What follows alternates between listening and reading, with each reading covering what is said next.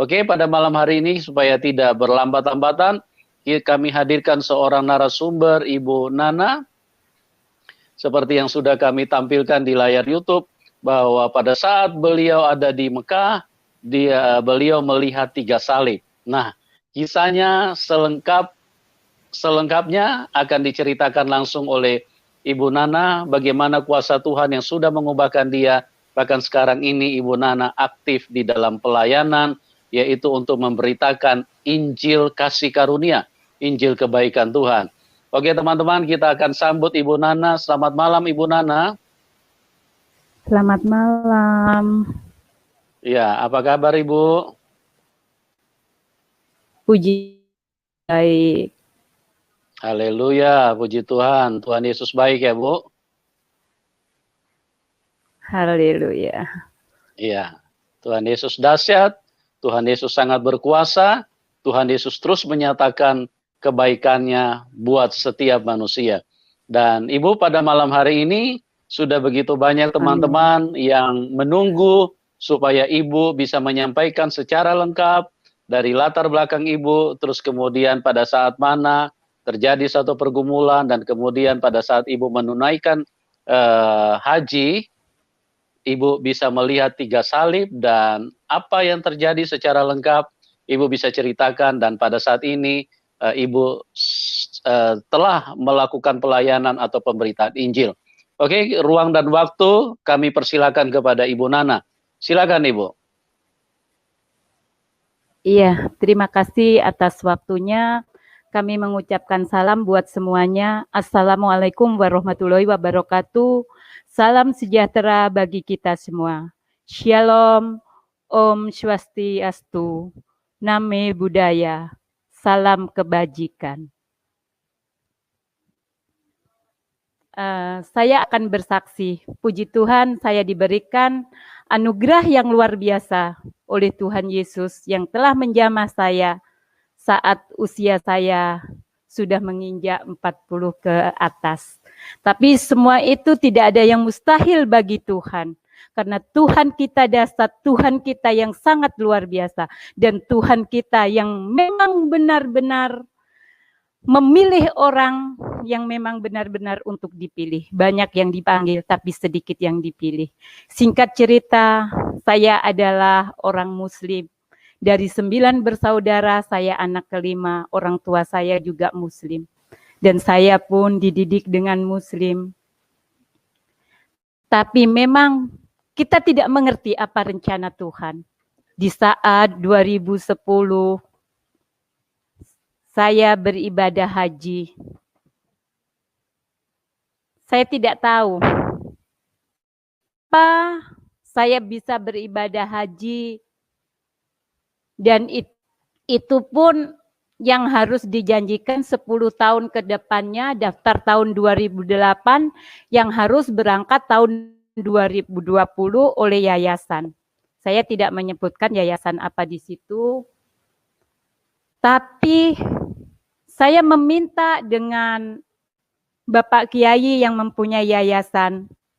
Saya berbicara untuk saya secepatnya beribadah haji. Walaupun saya sebagai orang Muslim, saya menginginkan untuk berangkat di sana. Dan saya belajar untuk mengaji, saya belajar untuk apa. Tapi di saat saya ini belum tawafnya, tapi saya masih ada di Jabal Rohmah. Disitulah saya melihat 3 salib. Apa arti semua itu? Saya tidak tahu. Dan saya mengenal Tuhan saat ini 2,5 tahun. Jadi hampir 3 tahun. Saat ini saya mengenal Tuhan, saya begitu penuh dengan sukacita. Ada kedamaian yang sangat luar biasa, yang belum pernah saya rasakan. Walaupun saat itu saya belum mengenal Tuhan, apa yang saya inginkan saya selalu bisa. Tapi di dalam dunia ini bukanlah semata-mata saya mencari uang. Tapi saya di dalam dunia ini, saya bersyukur benar-benar Tuhan menjamah saya.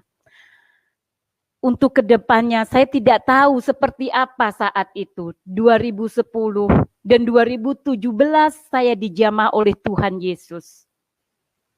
Dan saya benar-benar memutuskan, saya lepas hijab, saya lepas dari pekerjaan-pekerjaan yang saya geluti. Bahkan di samping itu saya banyak yang mengikuti dari manapun pengajian atau apa. Itu orang pasti mengenal saya karena saya aktif.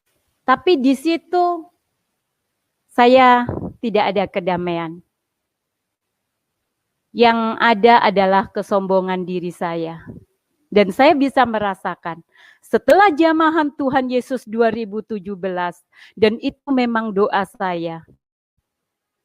Saya menginginkan benar-benar jadi, tapi saya berdoa bukan dengan bahasa Arab. Saya berdoa, Tuhan tolong tunjukkan bahwa siapa diri saya yang sebenarnya untuk saya bisa mengikut Engkau Tuhan. Di saat saya malam, saya sholat, tahajud, dan di saat itu saya membuka jendela saya karena AC terlalu dingin. Saya buka, saya matikan. Di situ kemuliaan Tuhan sangat luar biasa. Saya juga belum mengerti apa arti semua ini. Di situ saya diperlihatkan dengan jubah, diperlihatkan dengan cahaya sinar yang sangat-sangat silau sekali. Tapi saya percaya bahwa Tuhan itu sangat ajaib.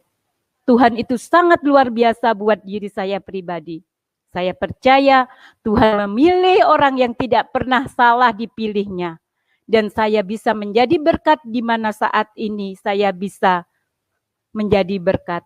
Karena hidup ini adalah kesempatan buat saya. Jadi kalau kesempatan hidup ini tidak akan pernah disia-siakan. Oleh karena itu, saya bersyukur karena Tuhan Yesus begitu baik terhadap saya. Saya meninggalkan keluarga saya meninggalkan pekerjaan saya. Bahkan saya meninggalkan teman-teman saudara-saudara saya. Dan begitu mereka tahu pun mereka tidak menghubungi saya. Bahkan ada salah satu keluarga saya yang kandung tidak mau dengan saya, tapi tidak apa-apa. Saya kangen sekali sebenarnya dengan mereka, tapi hanya kekuatan doa yang bisa mengubah segala-galanya. Dan Tuhan tidak akan pernah tidur, dan Tuhan pasti mendengar doa saya. Suatu hari, suatu saat nanti, saya bisa berkumpul dengan keluarga-keluarga saya yang ada jauh dari saya saat ini. Jadi saya bersyukur kepada Tuhan bahwa saya bisa melayani Tuhan saat ini di daerah-daerah pelosok, di daerah yang terpencil, yang tidak dijangkau. Dan mereka yang SDM-nya sangat rendah, mereka yang banyak mayoritas orang Kristen tapi belum percaya. Tapi dengan adanya saya datang saat ini, generasi-generasi penerus yang ada, mereka bisa akan tumbuh menggantikan saya nantinya dan akan memuliakan nama Tuhan, menjadi terang dan menjadi garam yang ada di dunia ini. Sekali lagi saya mohon maaf, kiranya saya telah menyakiti saudara atau keluarga saya. Tapi inilah pilihan saya. Sampai kapanpun, sampai Tuhan datang untuk kedua kali menjemputnya, untuk saya akan ikut Tuhan Yesus. Dan ini keputusan saya. Dan murni, tidak ada tebeng aling-aling dari siapa, kamu harus ini, harus itu. Tapi itu memang Roh Kudus yang sudah ditanamkan di dalam rahim ibu saya. Ada di dalam kandungan ibu saya punya yang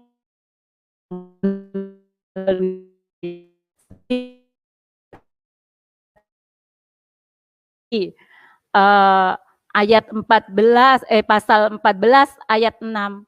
Beliau berfirman, saya ingat itu, firman itu saya dapatkan dan saya tanya. Saya mempunyai teman seorang pendeta. Bapak pendeta, saya mendapatkan firman di Yohanes. Tapi saya tidak mengerti. Dalam sholat saya itu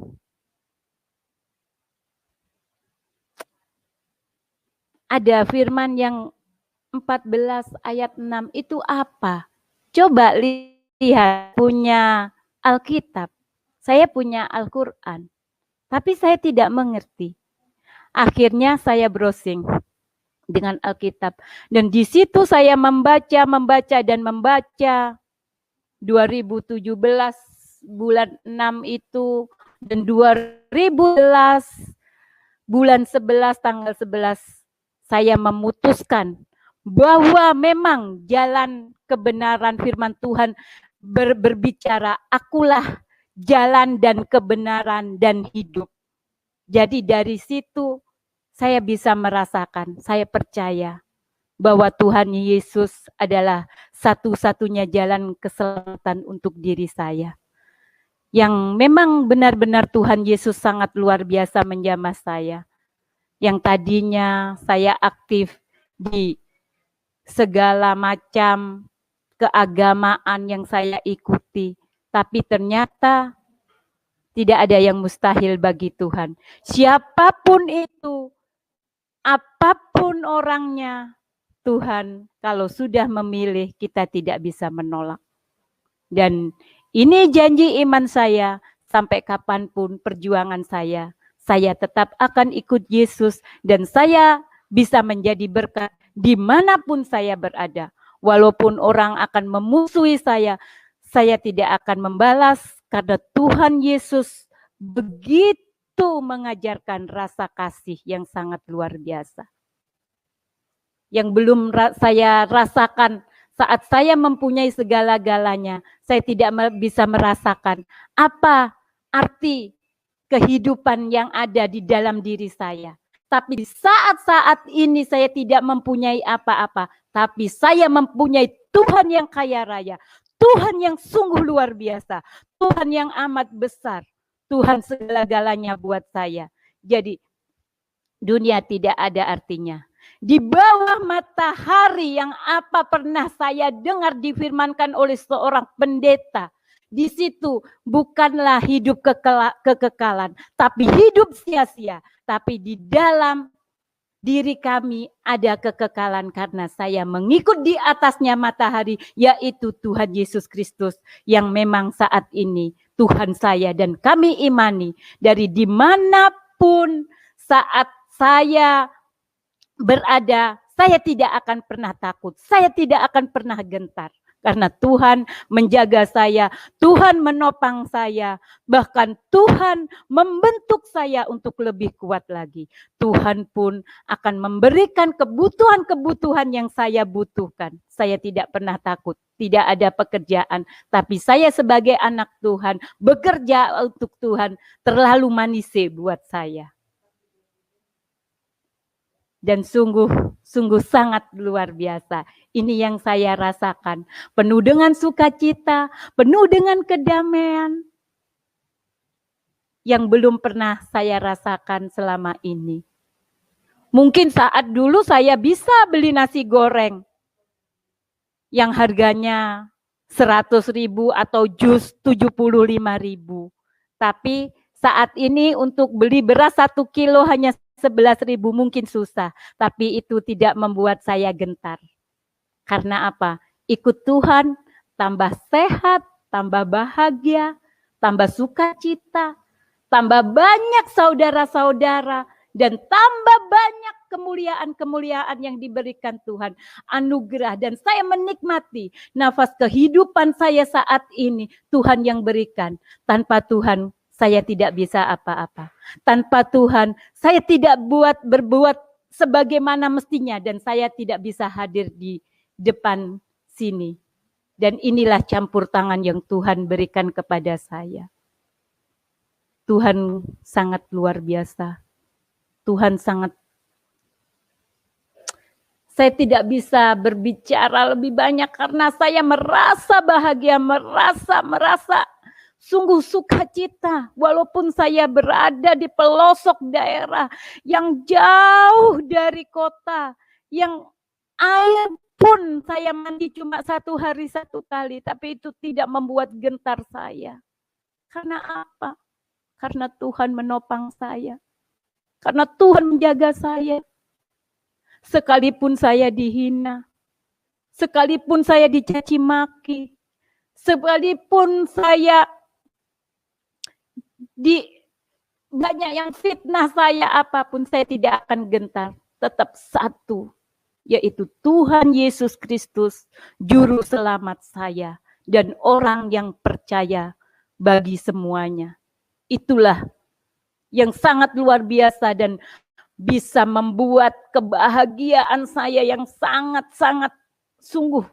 Saya tidak bisa membayangkan di mana anak-anak yang saat ini saya bantu untuk mereka mengenal benar-benar Tuhan Yesus.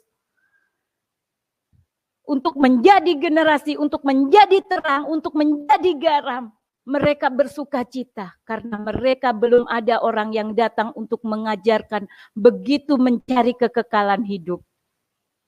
Karena di tempat yang saat ini saya layani adalah daerah yang sangat terpelosok, yang gersang, yang sangat membutuhkan uluran tangan, membutuhkan kasih, dan membutuhkan ajaran-ajaran yang sempurna, membutuhkan ajaran-ajaran yang benar agar mereka terselamatkan. Tapi memang Tuhan itu sangat luar biasa, dan Tuhan sungguh-sungguh sangat baik. Kasih Tuhan tidak ada batasnya buat kita semua. Jadi, saya merasa bahagia saat saya tidak ada makanan pun, saya tetap bersukacita. Saat saya sendiri merenungkan, saya bersama Tuhan. Itu Tuhan memang sangat luar biasa bagi saya. Dan saya juga berterima kasih oleh Bapak Gembala saya yang dulu, yang telah mengirimkan saya, Ibu Gembala, dan jemaat-jemaat, untuk saya bisa datang ke tempat yang memang memerlukan saya. Saya berterima kasih, terutama saya berterima kasih sama Tuhan. Sungguh Tuhan Allah yang begitu baik. Tuhan yang begitu kuasa untuk diri saya.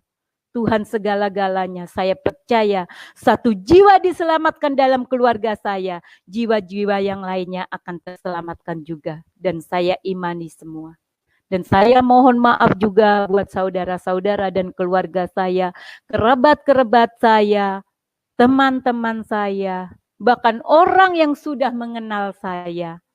Saya minta maaf dan saya tidak pernah mengecewakan kalian. Saya tetap menjadi teman yang terbaik buat kalian semua. Saudaraku, saya tidak akan pernah membenci sedikit pun kalian membenci saya. Saya tidak pernah akan membenci. Karena ajaran Tuhan Yesus selalu mengasihi. Dan kasihilah musuhmu. Jangan engkau balas apapun yang mereka lakukan. Dan itu ajaran yang sangat sempurna bagi saya. Dan saya bisa merasakan itu. Perubahan dalam diri saya, kesombongan dalam diri saya sudah tidak ada lagi. Walaupun sedikit banyak mungkin ada kecil, tapi bukanlah seperti yang dulu. Dan saya sudah dijamah, benar-benar saya dijamah Tuhan. Dan saya juga sudah dibaptis dengan Februari 2018. Saya juga sudah dibaptis. Jadi saya serahkan untuk menjadi hidup baru, untuk yang lama sudah saya kubur dalam-dalam dan tidak ada. Walaupun saya dengan melayani yang di mana dulu saya melayani di pemerintahan ataupun saya melayani orang-orang yang terkenal yang top, tapi sekarang saya melayani satu, yaitu melayani Tuhan Yesus Kristus, Sang Juru Selamat kami dan orang yang percaya. Jadi kesimpulannya tetap semangat bagi orang yang percaya dengan Tuhan Yesus. Bahkan yang sudah diajarkan dari kecil tetap, dan yang belum mengenal, saya akan berdoa untuk mereka jamahan Tuhan Yesus sangat luar biasa. Tidak ada yang mustahil, siapapun itu, dari mana, dari golongan apa, dari segi apa. Tuhan Yesus bukan memanggil orang yang benar, tapi Tuhan Yesus memanggil orang yang berdosa pun akan diselamatkan. Seperti kiranya mungkin saya salah, saya berdosa, saya tidak tahu, tapi Tuhan saat ini memakai saya. Dan saya menginginkan untuk menjadi saksi-saksi yang memang sampai tidak ada batasnya.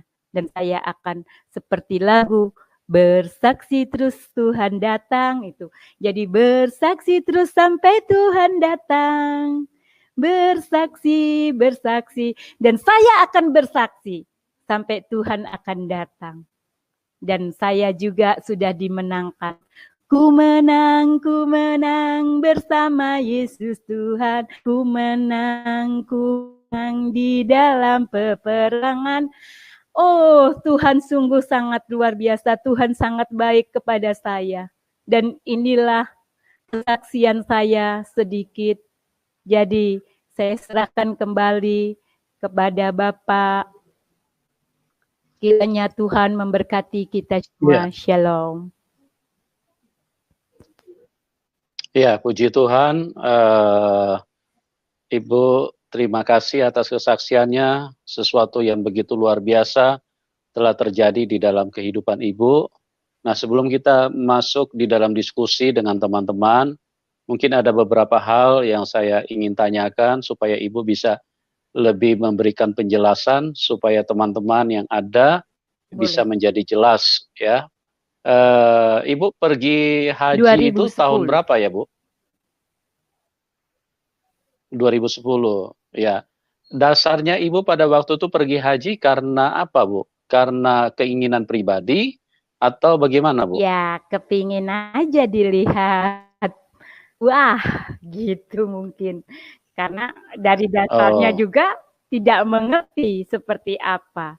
Jadi kan nanti dari sana dapat titel dan pakai baju yang bagus-bagus seperti itu dan bisa berkumpul dengan orang-orang yang ini. Dan memang ternyata wah saat itu jadi mewah di mata Tuhan, tapi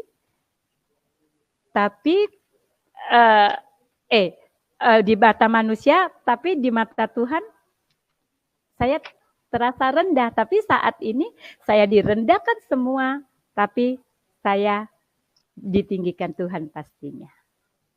Oke. Ibu waktu itu pergi haji sendiri apa bersama keluarga atau suami? Saat itu saya bersama mantan suami. Oh, bersama mantan suami.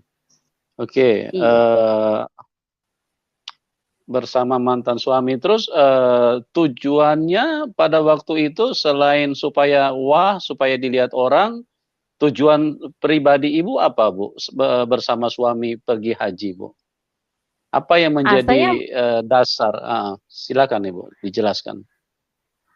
Saat itu katanya orang-orang gini, di Jabal Roma berdoa di situ agar rumah tangga bisa sakinah wa mawadah warohmah gitu. Saya berdoa di situ. Ternyata sebelum saya ke Jabal Roma, saya sudah melihat salib 3. Dan apa semua ini? Saya tidak ceritakan ke semuanya. Baru bahwa saya sadar. Tahun 2017, tahun 2011 saya sudah berdoa pulang dari haji itu. 2011 itu saya sudah berdoa karena ada anak di luar pulau yang dijual ke Malaysia. Dan di situ saya tolong. Dan saya bilang, anak-anak mereka kasihan. Masih usia 14 tahun, tapi sudah dipalsukan KTP-nya 16, 17, 18. Dan mereka tidak tahu apa-apa. Tapi saya bilang, kami bantu. Saya kepingin jadi berkat di tempat kamu. Saya bilang gitu, itu tahun 2011.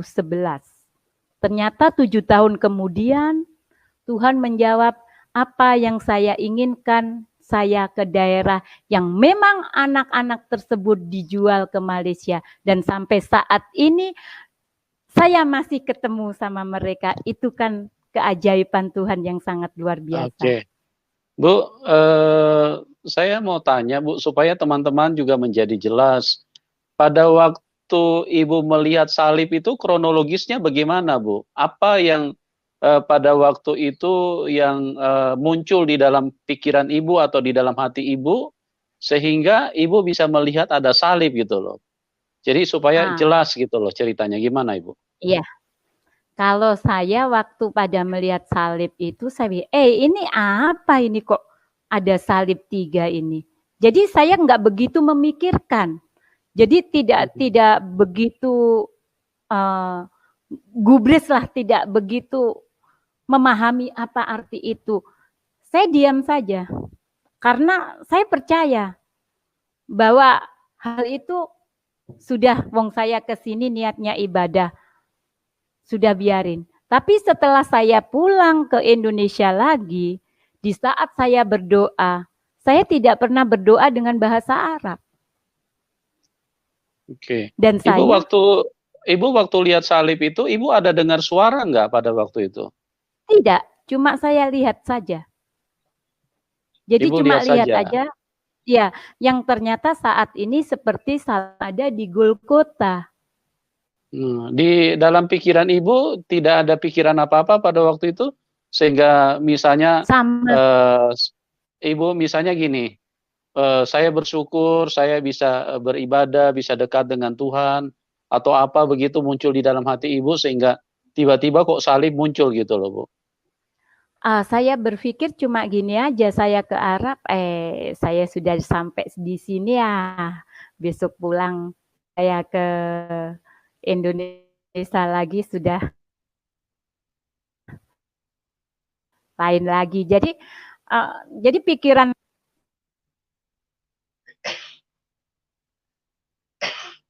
sama sekali gitu loh. Jadi begitu nanti pas kami pui, apa sih salib itu? Halo? Iya, suaranya putus-putus Bu, suaranya bisa diulang Ibu? Halo, iya. Ya bisa diulang Bu, putus, tadi suaranya putus-putus Bu. Iya. Jadi saat saya berada di Mekah, itu saya, halo? Sudah jelas? Iya Bu. Iya, sudah jelas. Silakan Ibu dilanjutin. Saat saya di Mekah, itu saya tidak merasa, saya melihat Tuhan, saya ini. Tidak, ya seperti apa, begitu apa yang dijalankan kewajiban di sana, ikut-ikutan saja gitu. Jadi tapi setelah pulang dari sana, itu saya bisa merasakan apa semua arti salib itu. Tiap malam tidur, itu kadang itu terlalu terbayang salib. Terus akhirnya saya berdoa, apa sih semua itu? Yaitu tadi saat saya sholat tahajud malam, terus saya buka jendela saya melihat sinar kemuliaan dan jubah. Ya, waktu Ibu sholat tahajud malam, apa yang Ibu katakan, apa yang ada di dalam hati Ibu pada waktu itu? Setelah melihat salib. Saya bilang gini, Tuhan, saya bukan, karena saya pakai bahasa Indonesia, tetap dari awalnya memang saya sebut Tuhan. Jadikan saya orang yang benar-benar beriman. Jadikan saya ini alat bagi Engkau Tuhan. Saya tidak mau hidup seperti ini. Ibu pada waktu itu tidak menyebut Allah gitu. Saya sulit untuk menyebut Allah. Dari dulu dan teman gitu. Saya sudah tahu. Jadi dari situ saya selalu berdoa. Bahkan yang Jadi- diajarkan juga oleh sebagai orang tua rohani saya waktu itu, Ibu Yai sama Bapak, Abah sama Umi. Itu saya lakukan, tapi rasanya tidak seperti masuk dalam diri saya, tidak hidup. Tapi begitu saya mengenal firman Tuhan, firman ini benar-benar hidup. Dan firman ini benar-benar ada dalam diri saya. Apa yang memang Tuhan katakan, di situ kalau dilakukan, memang benar terasa dalam diri saya. Jadi perbedaan sangat jauh sekali. Jadi dalam kehidupan saat itu, saya juga ogah-ogahan lah. Jadi yang penting saya Ibu keluar pakai kerudung. Jadi waktunya ada acara-acara keagamaan muncul sudah. Gitu saja. Tapi tidak ada sukacita dan kedamaian dalam jiwa saya. Iya. Oke, kita sebelum lanjut, kita tampilkan dulu beberapa foto dari Ibu Nana supaya menjadi jelas pada saat Ibu Nana masih di Muslim dulu ya, sebagai seorang Muslimah. Ya, kita tampilkan dulu fotonya. Ya, tolong sabar ya teman-teman, kita lagi coba tampilkan. Ya. Ya, ini salah satu foto Ibu Nana. Ya, sudah ada di layar. Ya. Oke, nah ini juga beliau ya. Ya, Bu Nana ini juga adalah seorang yang aktif di dalam organisasi dan sangat dekat dengan orang-orang top ya. Cuman mungkin saat ini kita belum masuk ke situ ya, karena kondisi belum memungkinkan ya. Ibu Nana ini sangat dekat dengan orang-orang top yang ada di Indonesia. Oke, kita pindah lagi foto berikutnya. Nah, ini juga foto beliau, Ibu Nana. Oke, mungkin bisa diperbesar sedikit yang tadi supaya bisa lebih jelas bagi teman-teman. Ya, ini adalah beliau ya pada waktu itu masih saat muslimah ya. Jadi jangan lagi ada yang komentar bahwa ini settingan. Tidak ada settingan ya teman-teman ya. Semua ini adalah karya dari Tuhan Yesus. Bagaimana Tuhan Yesus hadir dan menjamah seseorang sehingga Ibu Nana bisa menjadi percaya kepada Tuhan Yesus.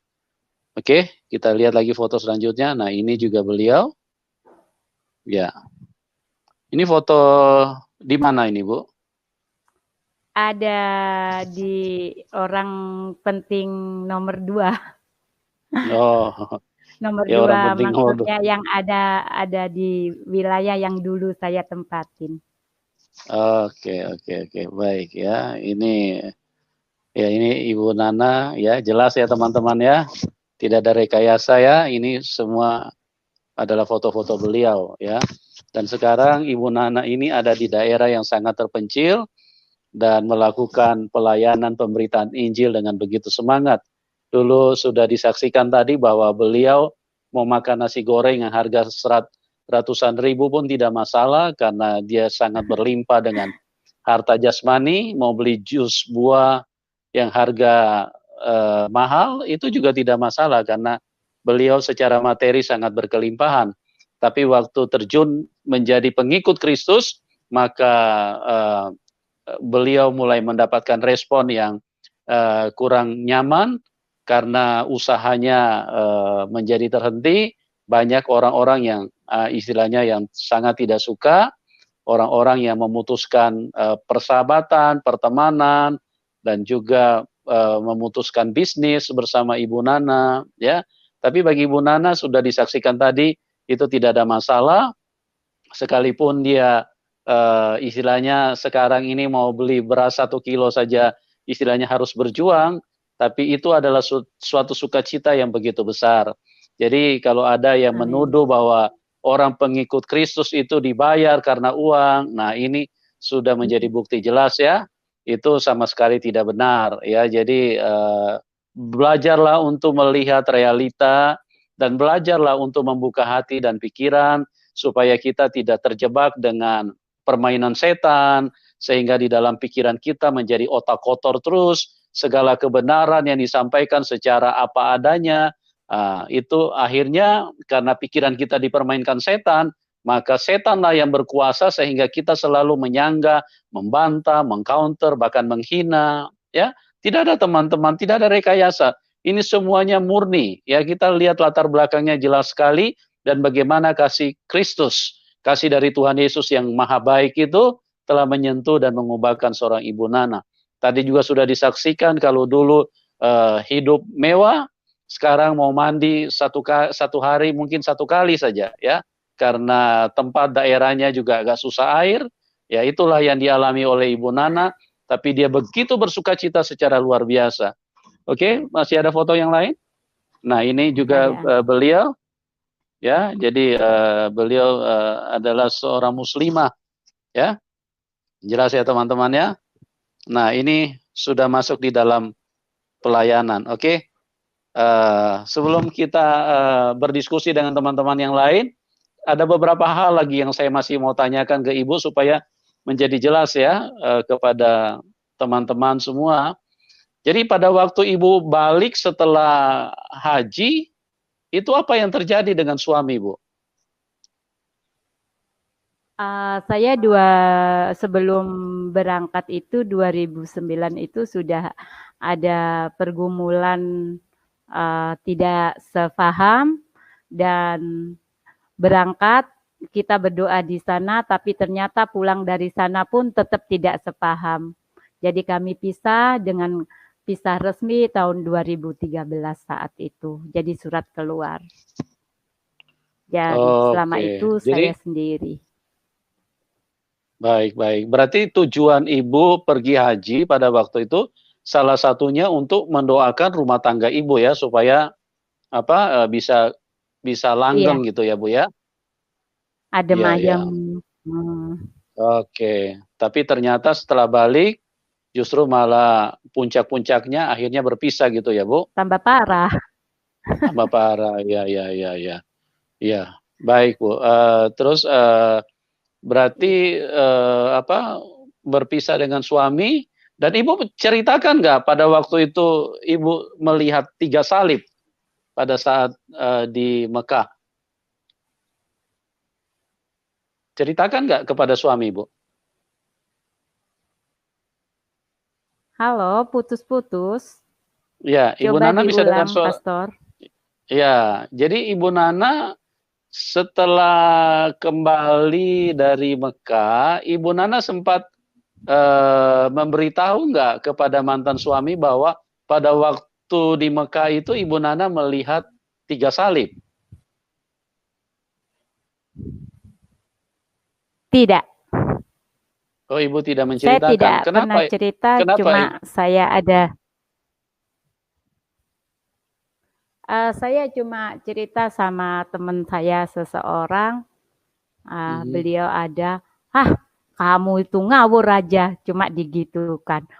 Mosok ono nang kene tanah suci kok ada salibnya. Loh enggak, saya melihat itu, ngawur-ngawur gitu saja. Oh begitu, ya. Oke Bu, terus setelah Ibu kembali, ya, silakan Ibu. Halo, ya. Ya, setelah Ibu kembali, ya, Ibu bisa dengar saya? Halo, Ibu Nana.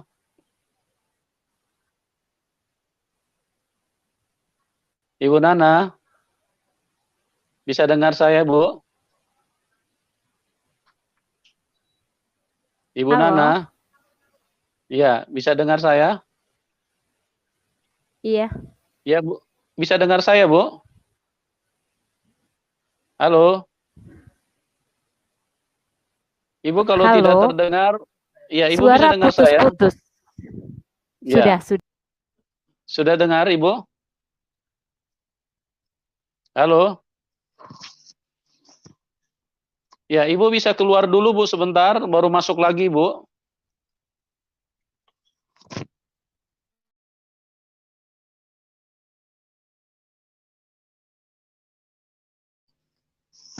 Ya, teman-teman ini lagi terputus dengan Ibu Nana ya. Kita lagi upayakan supaya bisa tersambung kembali. Ya, itulah salah satu karya Tuhan kepada anak manusia, bagaimana Tuhan Yesus hadir di tengah-tengah pergumulan dari rumah tangga Ibu Nana. Dia kepengen supaya rumah tangganya bisa langgeng, adem ayem, tentram, bahagia, tapi malah ya itu yang terjadi, malah mengalami divorce, perceraian ya. Dan oke, kita tersambung kembali dengan Ibu Nana. Ibu Nana, Iya, baik, Pastor. ya bisa dengar? Bisa.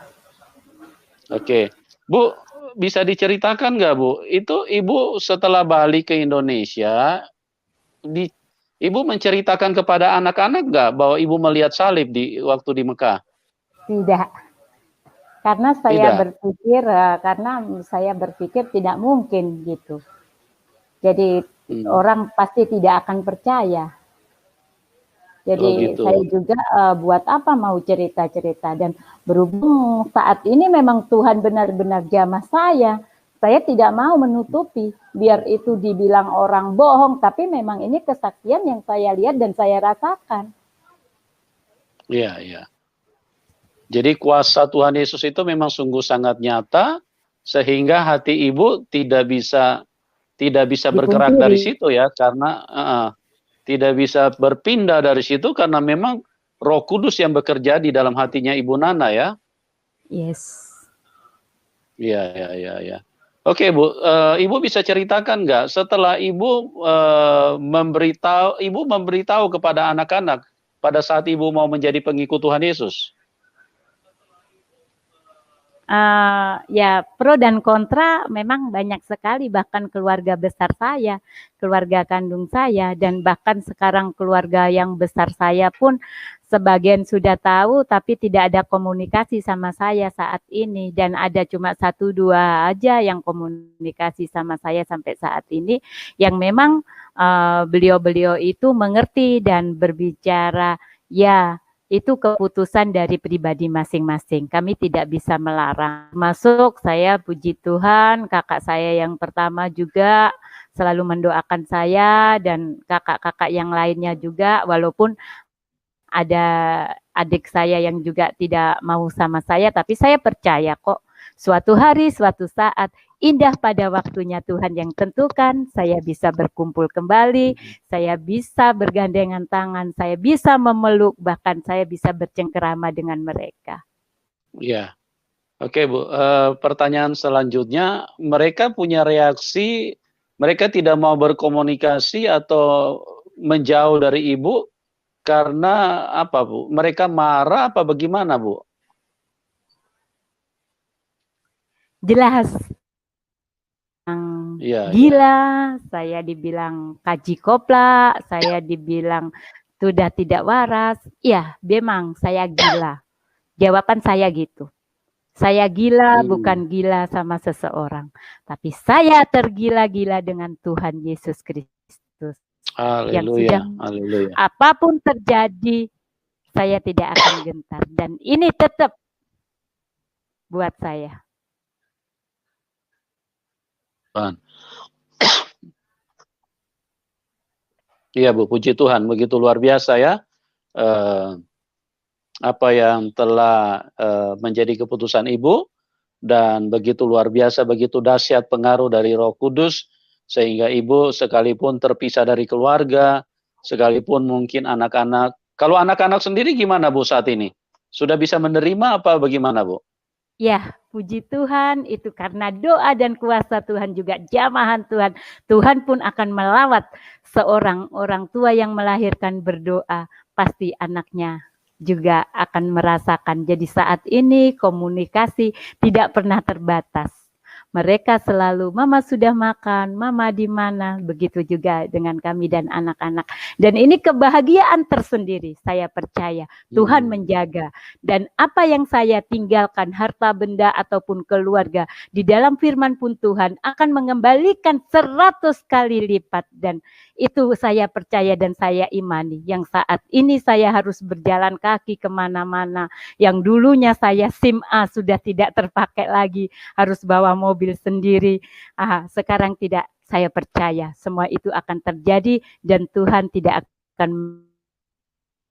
akan membentuk saya lebih kuat lagi. Dan Tuhan pun menopang, Tuhan memberkati apa yang saya perlukan, Tuhan akan memberikan. Dan saya hanya meminta satu kepada Tuhan, hikmat, seperti Salomo yang memintakan kepada Tuhan hikmat. Jadi bukan untuk kekayaan harta duniawi, tapi hikmat yang benar-benar mengikut Tuhan, ajaran Tuhan yang begitu benar-benar hidup bagi diri saya. Ya. Bu Nana, waktu anak-anak pertama tahu Ibu sudah menjadi pengikut Kristus itu tahun berapa, Bu? Ya 2017 akhir, mereka sudah dengar-dengar semua, bahkan teman-teman. Tapi tidak ini, begitu 2018 saya putuskan sudah untuk ke daerah yang memang terpencil, anak saya satu mendukung, terus yang lainnya juga bilang sama saya, ya terserah sudah, itu keputusan kamu. Karena saya percaya mereka lebih mengerti dan memahami.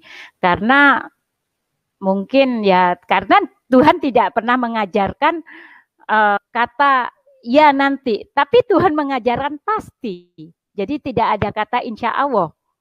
Jadi Tuhan pasti, pasti, dan pasti. Itu yang membuat saya kuat. Iya, Bu. Tapi anak-anak sudah ada yang terima Tuhan Yesus apa bagaimana sekarang ini?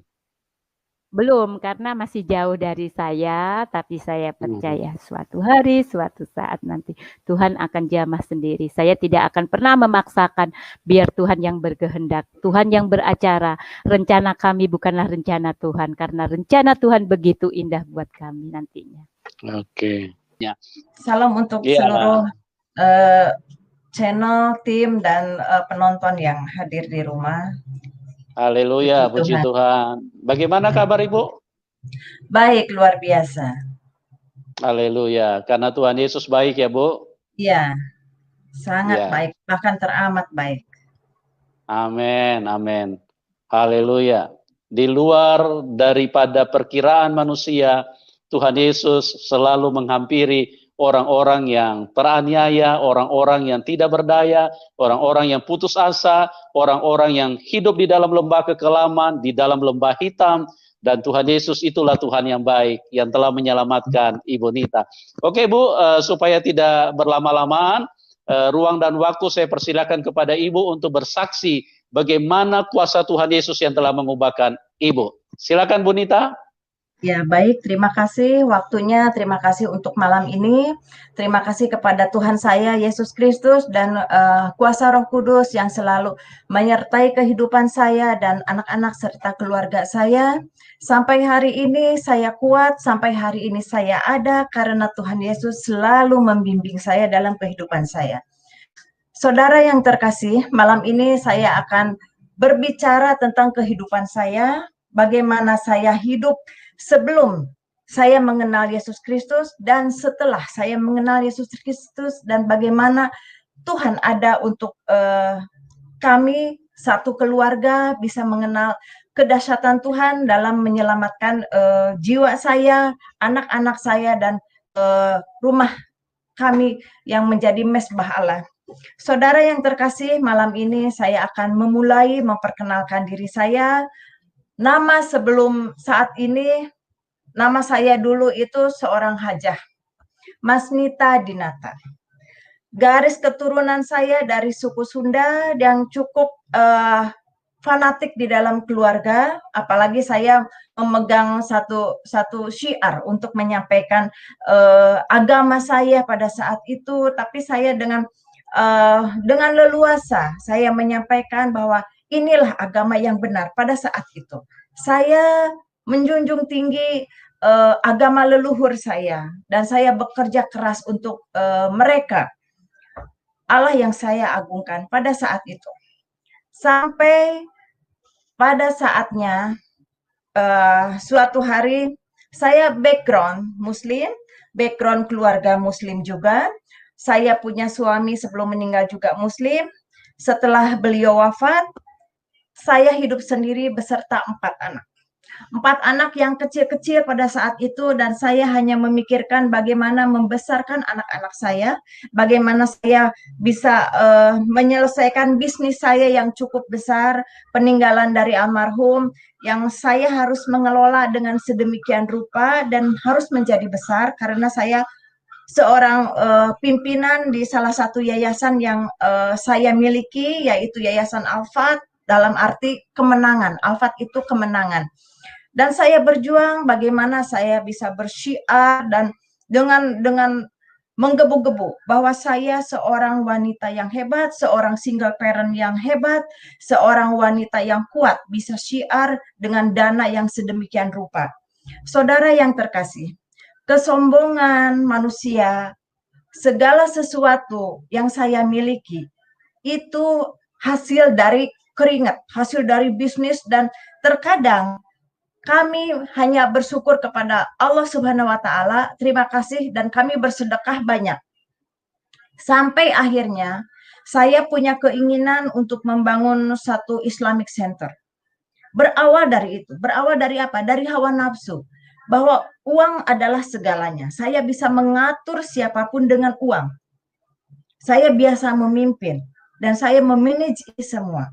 Dengan keberanian saya memutar otak bagaimana syiar agama saya bisa begitu besar di Indonesia ini.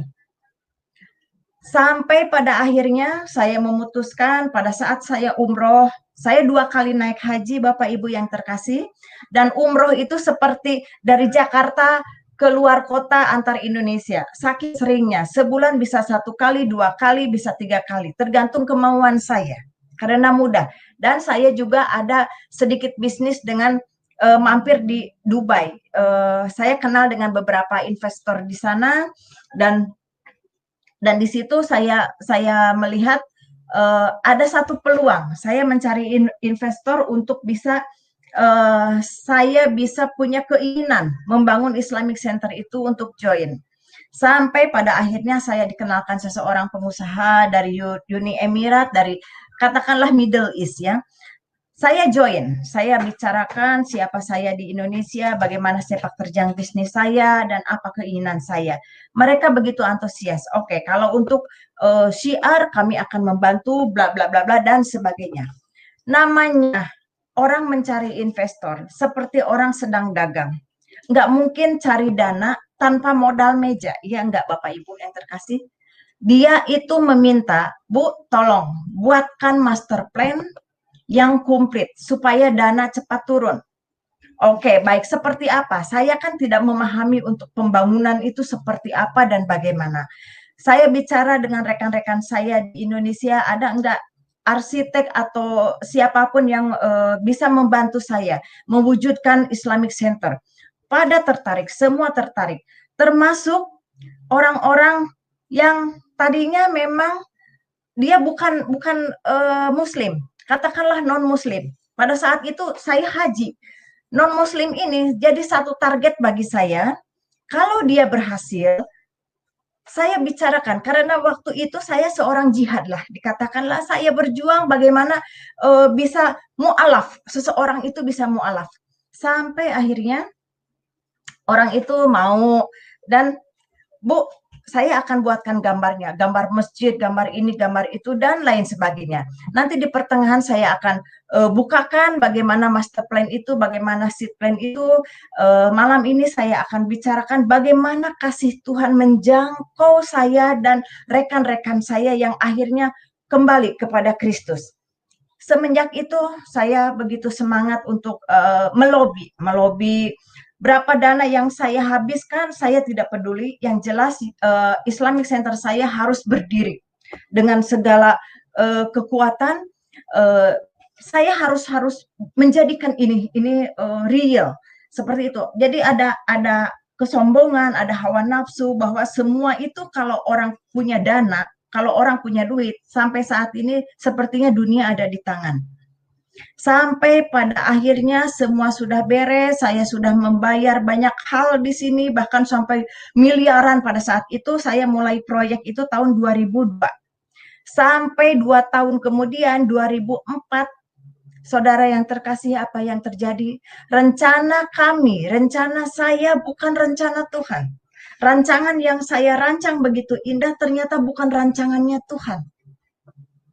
Sampai akhirnya pemutusan hubungan sepihak dari Middle East itu kepada saya. Saudara, apa yang terjadi? Saya tidak merancang untuk bangkrut. Saya merancang untuk hal-hal yang baik, yang indah, dan spektakuler menurut saya. Tapi ternyata di balik ini semua ada rencana Tuhan yang luar biasa. Ada rencana Tuhan Yesus yang begitu menyayangi saya. Bagaimana kehidupan saya sebelum mengenal Kristus, saya begitu punya kasih, saya banyak bersedekah. Tapi hal-hal kemanusiaan saya, kedagingan saya itu begitu besar. Bagaimana Tuhan Yesus begitu sayang kepada saya, sampai semua dihancurkan. Pada saat itu yang ada di pikiran saya, seperti kiamat Bapak Ibu yang terkasih, saya seperti jatuh dari langit yang ketujuh. Saya tidak tahu karena rencana dan rancangan saya itu begitu bagus, begitu sempurna. Tapi ternyata ini yang saya alami. Saudara tahu kepada siapa saya marah? Yang pertama, bukan kepada Middle East itu, bukan kepada orang-orang yang membantu saya, tapi saya marah kepada Tuhan saya, kepada Allah Subhanahu wa Ta'ala. Saya begitu marah sekali. Padahal di Alkitab sebelumnya dikatakan orang yang berjihad itu akan Tuhan lindungi, bahkan akan berlimpah-limpah. Tapi kenyataannya bukan berlimpah-limpah, yang ada saya habis, saudara. Habis total. Saya pinjam uang teman juga, saya jual rumah, jual apa yang saya punya. Saudara yang terkasih, yang saya miliki terakhir hanya 4 anak. Saya tidak punya apa-apa lagi. Dari serba ada menjadi serba tidak ada. Sampai saya terakhir baju-baju saya, baju muslim saya, kerudung saya, semua itu yang mahal-mahal saya lelang habis hanya untuk makan. Semua yang ada saya jual hanya untuk menutup utang. Miliaran, saudara. Bukan omong kosong. Malam ini saya bicara tentang bagaimana Tuhan menyempurnakan hidup saya. Bagaimana Tuhan memulihkan hidup saya. Saya tidak orang kaya juga hari ini. Tapi bagaimana Tuhan Yesus menyertai hidup saya dan menyelamatkan jiwa saya dan anak-anak saya. Saudara yang terkasih, singkat kata, setelah hancur saya hanya bisa menangis, bisa menyalahkan Allah saya, bisa marah kepada seseorang yang pada saat itu saya sanjung. Kenapa bisa ini terjadi? Di mana kuasamu? Di mana suaramu? Tidak ada. Sampai dalam kesendirian saya, saudara, jangan dikira orang kalau jatuh semua rekan-rekan saya itu masih dekat. Tidak. Pada saat orang bangkrut, pada saat tidak punya apa-apa, satu persatu tanpa dikomando, teman-teman saya, relasi-relasi saya itu pada pergi. Satu persatu, tinggal saya dan anak-anak. Hanya satu yang bisa saya salahkan, yaitu Tuhan saya yang pada saat itu. Saya berjuang untuk Dia. Saya melakukan ini untuk Dia, bukan untuk saya. Tapi di situ ambisi saya juga ada. Karena saya terus terang pada saat itu, saya tidak suka dengan orang Kristen, saudara. Saya sangat membenci Tuhan Yesus. Yang saya pikirkan bagaimana Islamic Center bisa berdiri. Tapi bagaimana saudara pada hari ini, pada malam ini, kasih Tuhan bukan membenci saya, tapi Dia yang pertama menolong saya. Singkat cerita saudara, pada saat itu saya sudah habis-habisan, saya tinggal di rumah petak. Di rumah petak yang tidak ada apa-apa, hanya satu lampu. Tahu sendiri rumah petak seperti apa, saya dan anak-anak tidur di situ, apa-apa aktivitas di situ. Saya tiap malam itu rajin tahajud, saya berdoa, tapi tidak pernah ada jawaban. Kenapa ini bisa terjadi? Kekecewaan, kemarahan, putus asa, dan sebagainya berkecamuk di dalam rumah petak itu. Tidak ada yang menolong saya. Relasi saya pergi semua, teman saya pergi semua, orang-orang hebat dari organisasi-organisasi relasi saya juga tidak ada yang datang karena tahu Ibu Haji bangkrut. Islamic Center-nya nggak jadi. Beda dengan sebelumnya, semua mengaku saudara, mengaku teman, dan siap membantu. Seperti pasukan. Tapi begitu komandannya hancur lebur, tanpa dikomando mereka pergi saling menyelamatkan diri. Tapi yang ada pada saat itu, bagaimana saya melangsungkan hidup dengan anak-anak, dengan uang yang tersisa dari miliaran saudara, tinggal 15.000. 15.000 perak mau beli apa? Bagaimana hidup saya besok? Sudah tidak ada lagi yang bisa saya makan. Satu persatu saya jual untuk bisa mempertahankan hidup. Sampai akhirnya suatu malam saya sudah sangat putus asa, sangat letih untuk berteriak kepada Tuhan saya. Saya capek menangis dan saya capek minta tolong kepada rekan-rekan yang ada hinaan. Mungkin salah jalan kali, mungkin begini-begini. Beda dengan pada saat saya punya uang, dikit-dikit request money, tapi setelah ini semua, oh kamu mungkin salah jalan, saling menyalahkan. Saya bilang sudah cukup. Tidak ada yang salah, ini kesalahan saya. Sampai uang habis pun segala sesuatu pun salah. Karena saya tidak tahu untuk apa saya bekerja. Untuk apa saya membuat Islamic Center. Yang pada akhirnya seperti ini. Saudara yang terkasih, dengan uang 15.000 perak itu, dan saya melihat anak-anak, bagaimana ini ke depannya. Suami sudah meninggal, kalau seandainya saya tidak ada, bagaimana nyawa anak-anak saya? Siapa yang akan membesarkan mereka? Sebagai seorang ibu, saya bertanggung jawab penuh. Yang ada di pikiran saya, pada suatu malam, saya sholat tahajud. Dengan kemarahan saya begini, ya Allah, ini sholat saya yang terakhir. Di dalam sholat tahajud saya. Istikharah pun sudah tidak ada jawaban. Sholat saya yang terakhir yaitu tahajud. Ya Allah, ini sholat saya yang terakhir. Besok mau ke surga, mau ke neraka, saya sudah tidak peduli. Yang ada saya ingin mati beserta anak-anak saya. Saya tidak mungkin mati sendiri. Saya punya tanggung jawab untuk anak-anak saya. Saya udah nggak peduli, mau ke neraka, mau surga, udah nggak peduli. Mau kemana kayak urusannya. Saya lipat itu mukena, saya lipat itu sajadah. Saudara yang terkasih, saya orangnya yang komitmen. Kalau saya sudah berbicara ya atau tidak, inilah saya. Saya lipat semuanya, saya singkirkan, cukup sampai di sini. Ibadah saya, menyembah saya. Tidak ada hal lain lagi. Uang 15.000 itu saya lihat dan besoknya saya langsung ke toko terdekat membeli racun serangga, obat nyamuk cair. Saya beli waktu itu kurang lebih mungkin 9.000, harganya masih ada sisa kembali, dan saya berpikir udah untuk malam, acara malam, bukan sholat lagi, bukan minta tolong lagi, bukan minta apa-apa lagi, yang ada acara massal, bunuh diri massal. Itu yang ada di pikiran saya. Sampai akhirnya saya tidak ada rasa deg-degan. Saya hidup udah pasrah. Itulah kalau dikatakan di titik nadir saya. Saya udah nggak bisa apa-apa lagi. Cuman yang tersisa hanya sebotol cairan, obat nyamuk, dan anak-anak. Dan waktu yang tersisa. Dan saya tidak mau minta tolong kepada Allah saya, kepada siapapun lagi. Saya stop semuanya. Sampai malam itu terjadi, saya kepada anak-anak, yuk kita pada bobok. Cepetan deh kita bobok siang. Kenapa Bu harus bobok siang? Gak apa-apa, pokoknya kita harus tidur siang. Gak usah malam-malam lagi, gak usah bermain. Anak saya waktu itu kecil-kecil sekali. Saudara yang terkasih, ini kejadian lampau sekitar 15 tahun yang lalu, 16 tahun yang lalu, ini kejadian. Anak saya juga kecil-kecil. Sampai akhirnya anak tertidur, saya menunggu waktu. Saya rumah petak juga di kampung, mojok supaya tidak dilihat orang. Kalau orang bangkrut, siapapun gak ada yang mau dekat.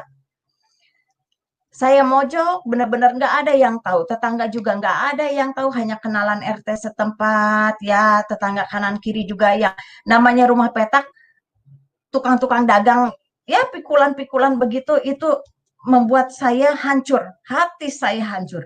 Biasa hidup berkelimpahan, sekarang harus bertetangga dengan mereka, membuat saya merinding. Itulah saat titik nadir di hidup saya. Sampai malam itu tiba. Biasa saya sholat tahajud pukul 3 sebelum azan subuh, saya udah dungdeng sholat. Sampai akhirnya pada saat malam itu, jam 2 malam, saya mulai aksi. Saya ambil gelas plastik yang ada, itu juga gelas dikasih tetangga, karena saya betul-betul nggak punya apa-apa. Saya pergi dengan begitu saja. Dengan gelas plastik, dengan cairan, saya hanya berpikir, satu persatu akan saya selesaikan anak-anak saya dan yang terakhir saya. Saya tidak pernah berpikir kalau ia kebagian racun serangganya. Kalau nggak kebagian, apa nggak jadi urusan. Saya tidak pernah berpikir. Bahkan tidak pernah takut mau ke neraka pun. Yang jelas saya dan anak-anak pada malam itu harus mati. Kalau nggak mati, hayo apapun yang terjadi. Saking sudah frustasi hidup saya. Sudah tidak ada apa-apa lagi. Sampai akhirnya saudara, namanya seorang ibu mau membunuh anak saja, rasa deg-degan ada ya, rasa ketir ada, sedih menjerit ada, tapi tidak ada yang menolong saya. Satu-satunya jalan pada saat saya mati, anak juga harus mati. Itu seorang ibu berjuang. Lampu yang hanya satu saya matikan, saya juga nggak tega kalau lihat kelejet-kelejet anak kalau saya udah kasih minum.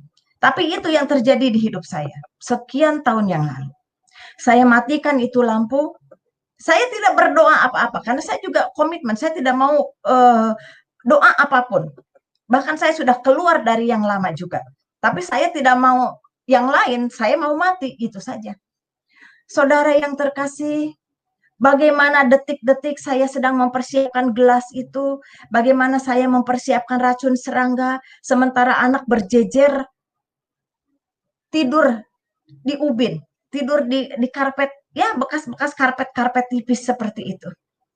Dengan terguncang, dengan sedih, dengan keadaan sadar dan tidak sadar, saya mau melakukan ini, saudara, dalam kondisi gelap gulita, hanya bau aroma dari obat nyamuk itu, saya sudah mulai mengucurkan itu.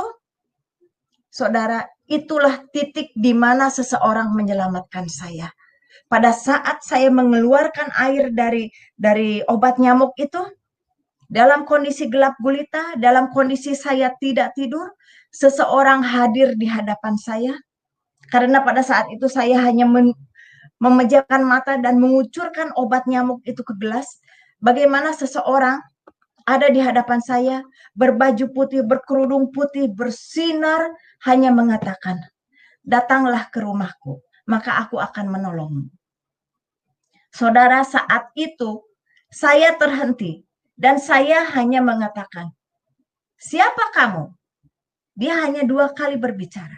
Datanglah ke rumahku, maka aku akan menolongmu. Hei, kenapa Tuhannya orang Kristen yang datang? Tuhan saya mana? Allah mana? Yang satunya mana? Yang biasa saya agungkan. Kenapa kamu yang datang? Kenapa Tuhannya orang Kristen yang datang? Hanya cahaya yang bersinar. Dan saya tipikal pimpinan yang keras, bukan mimpi. Mimpi saya tidak percaya. Tapi ini kenyataan. Ini gelas masih ada, ini botol masih ada.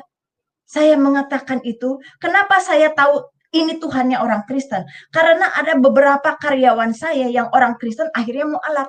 Dan setiap saya datang ke rumahnya, ini siapa? Yesus ini siapa? Saya nggak suka sama dia. Tapi pada saat titik nadir itu, pada saat hidup dan mati itu, justru dialah yang menolong saya satu-satunya. Saya mengatakan, kalau memang kamu mau menolong saya, tolong pelihara saya dan anak-anak. Tapi saya mau cari tahu dulu ajaranmu seperti apa. Saya tipikal orang yang seperti itu. Bukan langsung percaya, saudara. Bukan langsung, oh iya, saya akan ikut. Tidak, saudara.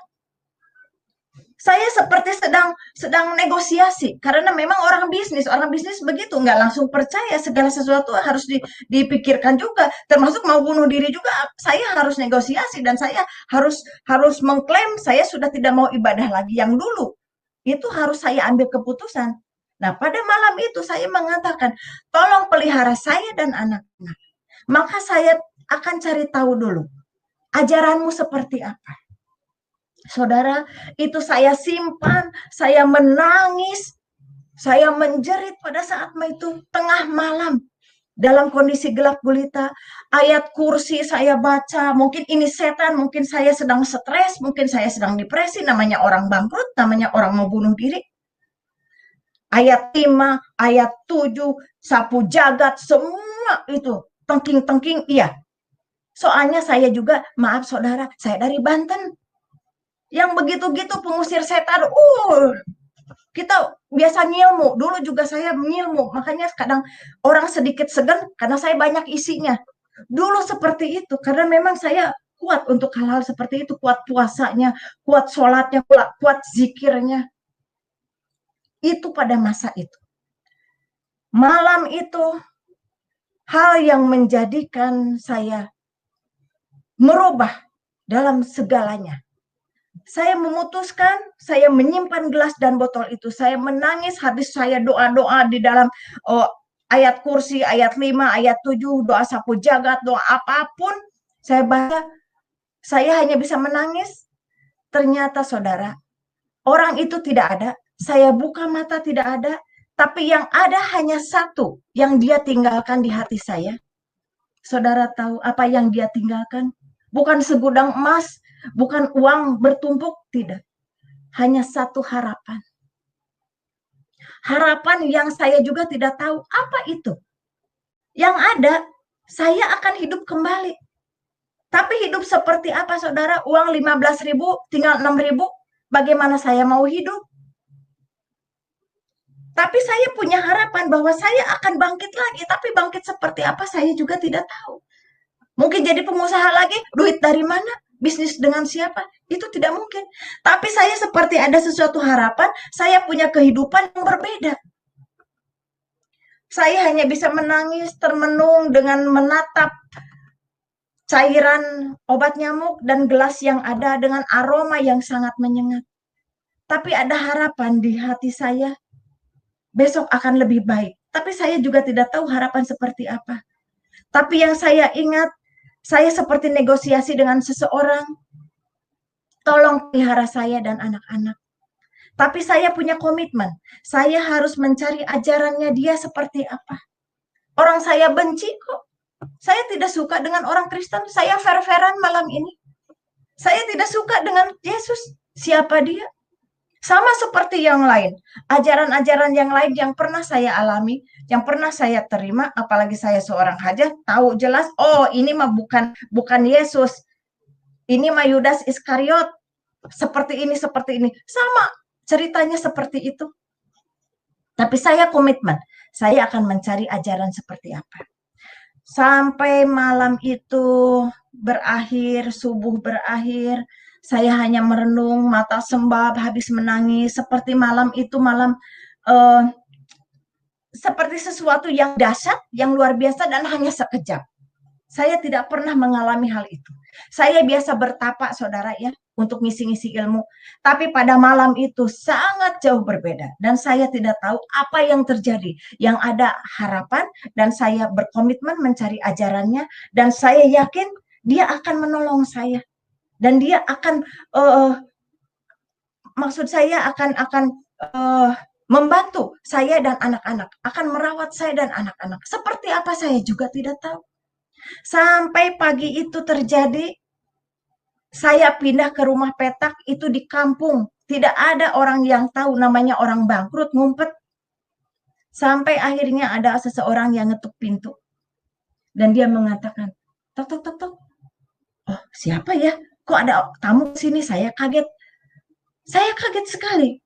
Udah semalam kaget didatengin seseorang yang saya juga baru melihatnya. Udah saya juga kaget mau mati nggak jadi. Sekarang kaget lagi ada yang ngetok pintu. Saya bukakan pintu. Selamat pagi Pak, mau cari siapa? Oh maaf Bu, ini rumahnya Ibu Nita ya? Oh iya Pak, Bapak tahu dari mana? Saya tanya lah, orang dia tahu kok nama saya. Bapak tahu saya dari mana? Bapak itu hanya mengatakan dengan tenang, Bu, saya dari tetangga sebelah, RT sebelah katanya. Saya tahu Ibu berserta anak-anak, Ibu janda dengan anak yatim ya Bu ya katanya. Saudara, dulu saya janda-janda kaya, saya sering bersedekah kepada anak-anak yatim. Tapi saat pagi itu ada seseorang bilang, Ibu janda ya katanya ini dapat sedekah katanya sama anak yatim. Saudara, itu saya seperti tersentak lagi, seperti meledak. Kok saya sampai sehina itu gitu ya? Bagaimana hidup saya? Saya udah nggak berani lagi bilang ya Allah, udah nggak berani, cuman ya ini bagaimana saya? Tapi bapak-bapak itu bawa sekantong kresek. Ibu katanya ini ada jatah ibu untuk ibu dan anak-anak katanya. Kami dari RT sebelah, jadi ibu mohon ini diterima.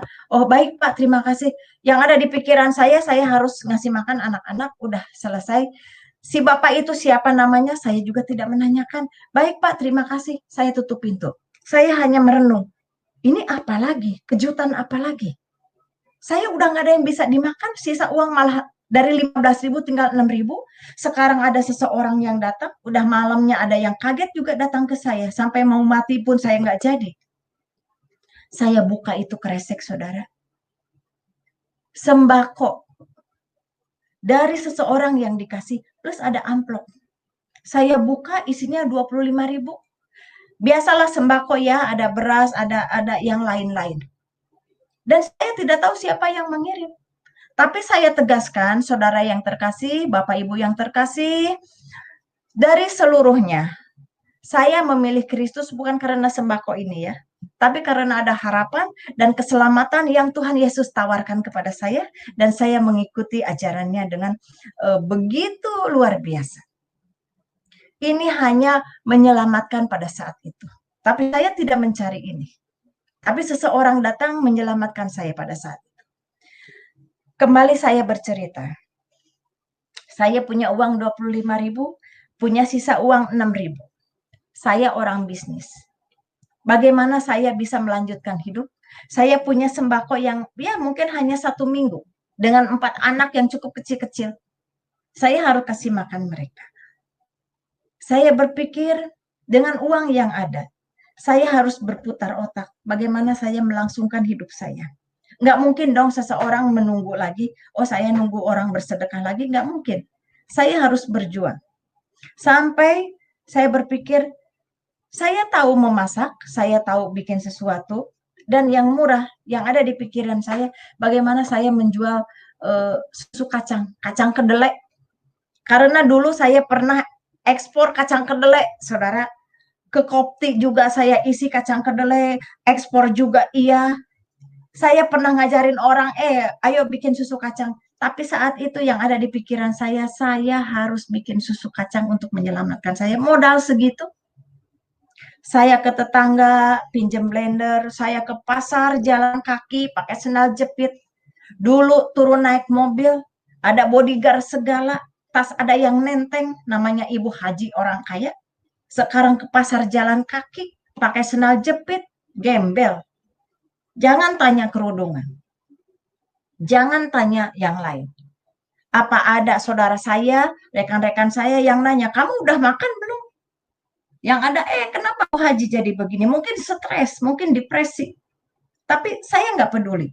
Saya ke pasar, orang melihat dengan mata sebelah, orang buang muka, kadang orang, saya punya uang di orang juga mau ditagih, orang tutup pintu, kebalik ya. Saya mau cari uang saya aja, orang tutup pintu. Dulu orang ngantri cari uang ke saya. Tapi saat itu tidak ada satupun yang datang. Saudara yang terkasih, waktu itu saya beli kacang kedelai itu 1/4 1.000 perak.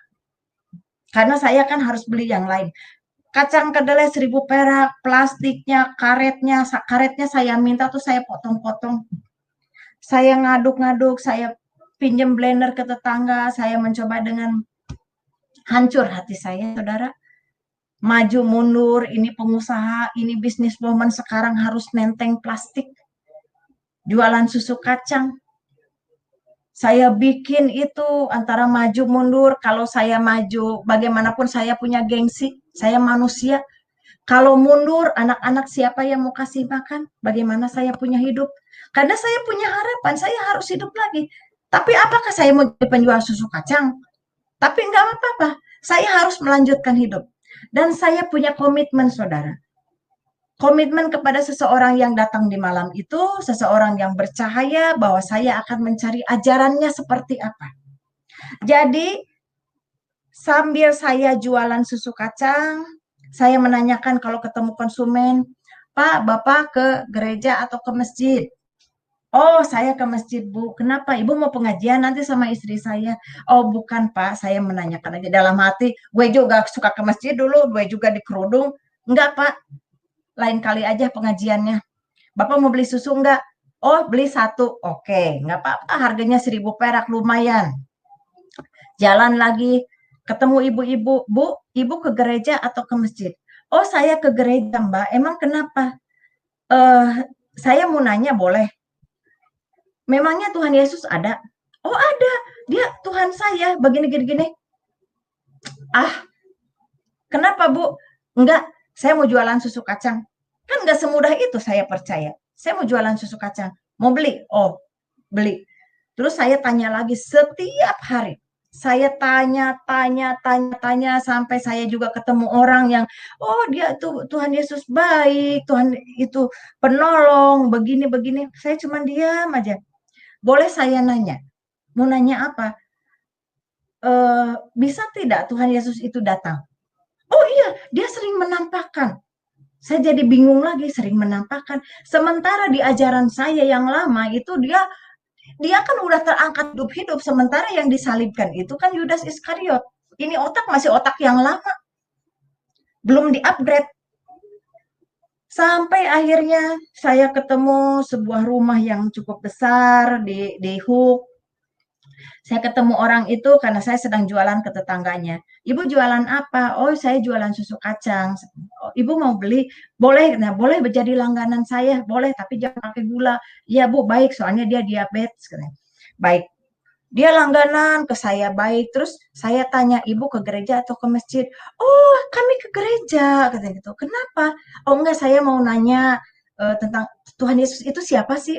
Oh, dia ceritakan Tuhan Yesus begini-gini. Terus, oh, kalau mau tahu tunggu ya, katanya suami saya kebetulan gembala. Ini Ibu Haji nggak ngerti gembala itu gembala apa. Saya pikir gembala itu gembala yang di sawah, naik kerbon, seruling. Apa ini gembala atau bagaimana? Saya bilang, oh saya nggak ngerti Bu, gembala-gembalaan itu apa. Oh, gembala itu jadi pimpinan di satu gereja, katanya gitu. Oh, Ibu mau dikenalin sekarang? Oh, kenalan aja ya Bu ya, tapi saya nggak mau cerita apa-apa. Oh iya katanya. Kenalan lah sama suaminya yang gembala itu. Nah, udah. Sampai akhirnya saudara itu saya jualan susu kacang dari 1/4 cuman berapa bungkus. Itu bagaimana penyertaan Tuhan kepada saya ya. Meningkat. Jadi tiap hari saya itu paling sedikit 2 kilo saya bikin susu kacang. Termasuk ada pelanggan-pelanggan lain yang punya dagangan. Ada baju, Bu, bisa nggak bawain dagangan saya? Oh iya bisa. Tenteng sana, tenteng sini, bikin ini, bikin itu. Saya tenteng kemana-mana jualan. Puji Tuhan, semakin meningkat. Saya bisa pindah dari rumah petak itu ke rumah petak yang lain yang lumayan ada kamar 1. Dari yang 1 kotak bisa pindah.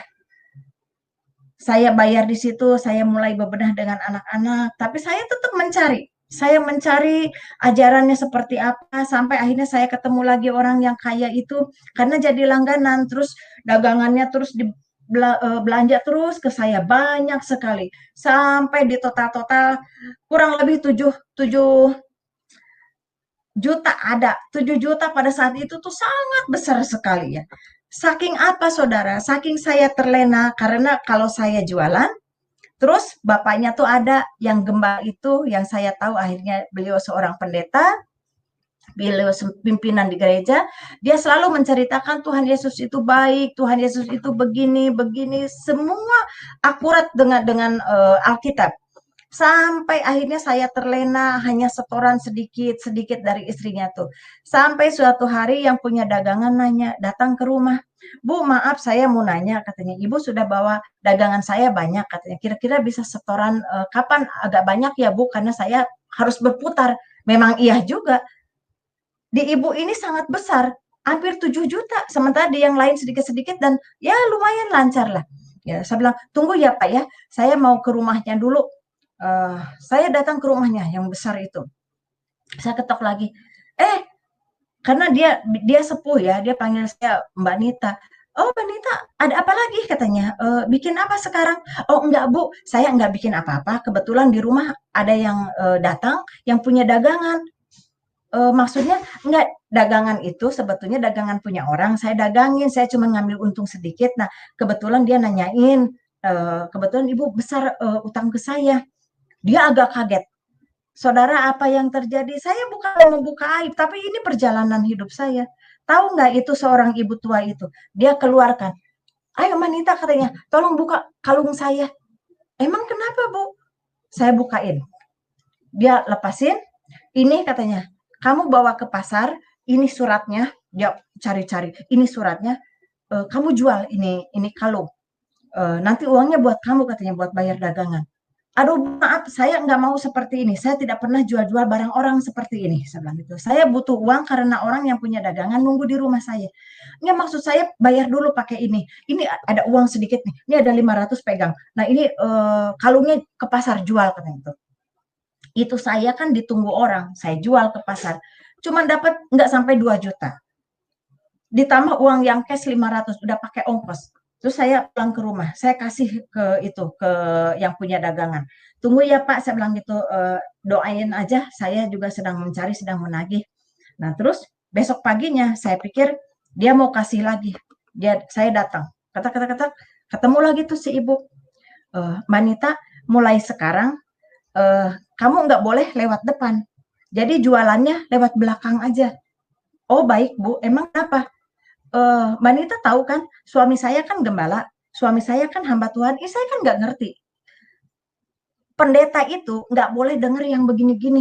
Saya cuma mikir, ini sakti juga ya, mungkin hamba Tuhan tuh begini ya, mungkin pendeta tuh begini ya, harus bagus, nggak boleh ngutang, nggak boleh denger yang begini, karena yang dibicarakan selalu Tuhan Yesus dan Alkitab. Saya hanya berpikir, oh mungkin harus begini ya kalau di Kristen. Oh iya Bu, nggak apa-apa, nanti saya lewat belakang aja, saya bilang nggak ke depan lagi. Mungkin belajar sama bapaknya nanti aja deh, yang penting urusan kita beres.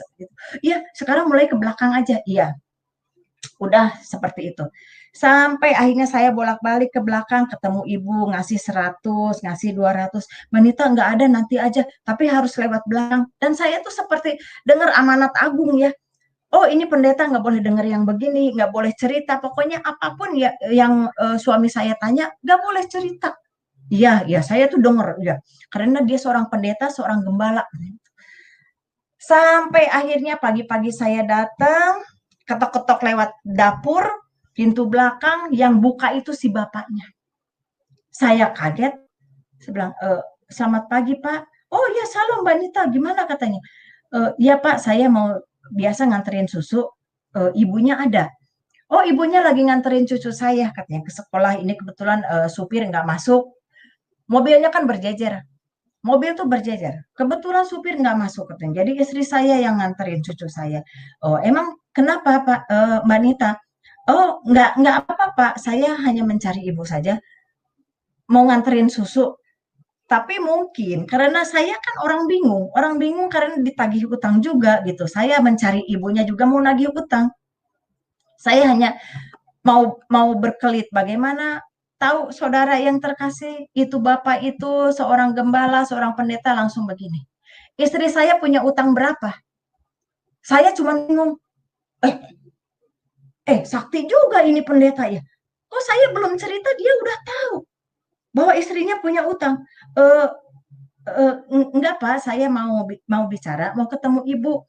Saya ingin tahu istri saya punya utang berapa, ada catatannya. Ada Pak, saya berikan itu catatan. ini Pak utangnya sekian, apa aja yang diutangin? Catatan kan ada spray, ada baju, ada kaos, sebagainya ada. Yang udah dibayar berapa, yang belum dibayar berapa, yang masih nunggak, pokoknya macam-macam di situ ada. Saudara yang terkasih, itulah manusia. Saya pikir dia seorang yang sakti, dia bisa tahu. Saya pikir dia seorang yang bagaimana ya, yang hidupnya tuh betul-betul dengan Tuhan tuh seperti menjalin erat. Tapi begitu lihat catatan, mukanya itu sudah berubah. Nggak lama kemudian datanglah mobil istrinya tuh. Begitu masuk, lihat muka bapaknya itu udah berubah merah, istrinya datang, baru juga buka pintu, baru aja nurunin kakinya satu, bapaknya udah teriak, ngan kesini kau, begini gede. Itu saudara yang saya bikin kaget. Semua yang dari Ragunan turun. Saya cuman shock. Loh, kok bisa seperti ini? Saya cuman kaget seperti dua orang yang berbeda. Beberapa hari yang lalu dia mengajarkan dengan kelemah lembutannya seperti apa, tapi pada saat itu di pagi-pagi itu saya harus melihat ini semua seperti seorang yang membuat saya shock terapi. Sampai saya bilang gini, ibu saya tidak menceritakan ini semua, tapi bapak yang menanyakan kepada saya, oh ya Nita, nggak apa-apa sih, ibunya udah gugup, udah nangis di situ, udah maki-maki, terus ada anaknya yang laki jadi ngamuk, jadi nonjok pintu atau lemari, bakbuk rame seperti itu. Saya cuma nanya, oke deh, kalian kalau mau berantem, cuman ini siapa yang mau bayar? Terus kata bapaknya tuh, saya masa bodoh, saya tidak akan membayar ini semua. Cari aja yang lain. Saya nggak mau bayar ini, kamu bayar, ke istrinya seperti itu. Nah, istrinya seorang ibu tua, tapi memang perlente. Saya bagaimana lagi? Ini siapa yang mau saya tanyakan? Siapa mau bayar? Sama semua juga. Akhirnya udah mereka masuk ke dalam, saya cuma bengong dengan bercucuran air mata. Saya berjalan melewati sela-sela mobil, berjejer 4 mobil, saudara. Saya lewatin mobil itu dengan menangis. Saya bilang, bagaimana ini bisa terjadi? Udah saya susah, baru dagang seperti ini. Dikasih lagi susah. Saya cuma berpikir, saya duduk di bawah pohon sambil bawa dagangan dan apa masih ada yang saya belum lakukan. Mungkin saya kurang sedekah, mungkin saya memang harus habis total. Tapi saya udah habis-habisan ini. Yang ada tinggal tanggungan utang. Saya hanya berpikir, ya saya harus punya tanggung jawab, saya akan membayar utang ini. Tapi nggak tahu bayarnya bagaimana. Saya hanya berpikir lagi, mau ngomong ke Tuhan Yesus, saya masih malu karena saya masih mencari ajaran seperti apa. Saya juga tidak tahu dibaptis seperti apa. Saya juga belum mengklaim bahwa Yesus adalah Tuhan saya. Saya masih ombang-ambing. Saya mau manggil yang lama juga saya sudah tidak mau. Karena saya komitmen tidak akan pernah memanggil lagi. Saya mau memanggil yang baru juga saya belum kenal-kenal banget. Jadi saya juga agak di persimpangan. Yang jelas saya harus membayar utang-utang ini. Sampai akhirnya pulang ke rumah, saya hanya diam, saya akan membereskan. Saya datengin, saya dagang lagi, terus dagang lagi. Puji Tuhan, selalu Tuhan kasih tambah-tambahkan. Sampai akhirnya saya kenalan dengan seorang janda tua. Saya mau beli katanya susunya. Iya baik, kita doa dulu ya katanya. Doa dulu. Mbak dari mana? Oh saya orang Sunda. Saya sedang mencari seseorang. Siapa? Tuhan Yesus itu siapa? Oh dia senang. Itu ibu sepuh itu seorang janda dagang juga. Dia selalu borong. Dia bilang begini. Mulai sekarang dagang ke sini ya katanya. Saya mau beli katanya susunya. Iya baik. Ntar kalau pulang dia dagang lauk-lauk matang gitu. Ntar kalau udah nih bungkusin dia buat anak-anak katanya gitu. Puji Tuhan, saya udah kayak ibu lah, saya juga kan sendirian. Nah, sampai akhirnya dia bilang gini, sekarang dagangannya jangan kemana-mana, saya borong deh semua dagangannya. Jual apa? Jual keripik, jual susu kacang, saya borong. Dia kasih uang 100.000 ke saya. Nanti sore saya akan undang kamu ya, akan jemput ke persekutuan katanya gitu. Persekutuan tuh apa? Pokoknya ikut aja katanya. Pokoknya ikut. Ini persekutuan katanya. Di mana? Di Pulau Mas. Terus saya harus bagaimana? Pokoknya pakai baju yang rapi aja. Terus nanti saya akan jemput sama tim saya ke sana katanya. Oh iya, saya udah siap. Dagang kan udah laku, udah diganti 100.000, mungkin udah kasih lebih juga. Nah, sampai akhirnya saya nunggu jam 2 sore dia jemput saya katanya. Ayo kita jalan katanya. Terus di mobil tuh nggak banyak cerita, cuman puji Tuhan ya, Tuhan Yesus baik, yuk kita berdoa dulu, kita mau berangkat. Terus ada ibu-ibu sama bapak itu bilang begini, karena kita ada beberapa orang di mobil itu. Mbak, nanti kalau disuruh bicara aja ya katanya. Bicara apa? Kesaksian tuh kayak apa? Orang Muslim nggak ada cerita kesaksian. Kesaksian tuh kayak apa ya? Pokoknya cerita aja tentang ketemu dengan seseorang itu, katanya, yang malam-malam itu kan Tuhan Yesus. Oh, emang itu Tuhan Yesus ya? Iya, pokoknya cerita aja katanya gitu. Nanti kita akan dengar semua. Oh ya udah, nanti saya cerita deh gitu. Ini saya kan polos, orang nggak ngerti apa-apa, itu mau kesaksian kayak mau apa, pokoknya ikut aja. Sampai di Pulau Mas itu dikenalkan, oh ini katanya dari Kedar, begini begitu. Saya bingung lagi, Kedar itu apa? Kedar itu apa? Dari Muslim katanya. Oh dari Muslim, oh iya. Terus akhirnya ada persekutuan, oh kumpulan. Saya berpikir, oh ini kayak kumpulan zaman saya dulu, kayak pengajian begitu, kumpul ibu-ibu atau bapak-bapak atau bagaimana. Oh ini ceritanya. Saya cuma diem aja sampai satu persatu ada yang nyanyi, ada yang nyumbang apa. Maaf saudara, itu rumah seseorang yang ternyata rumah di Pulau Mas itu dulunya dia kerja konjen kerja di Austria, selesai tugas pulang ke Indonesia, bikin persekutuan, jadi kayak ucap syukur gitu. Kalau di Islam dulu kayak syukuran gitu. Oh ini ucap syukur. Sampai akhirnya giliran tim saya itu. Oh katanya, kami ada saudara dari Kedar, katanya kami memperkenalkan ini seorang ibu yang akan dipakai Tuhan luar biasa. Saya cuma bingung aja, dipakai Tuhan luar biasa apa? Padahal cuma jualan susu kacang gitu. Pikir cuma gitu aja, ini otak masih duniawi, masih kedagingan, nggak ngerti hal-hal rohani.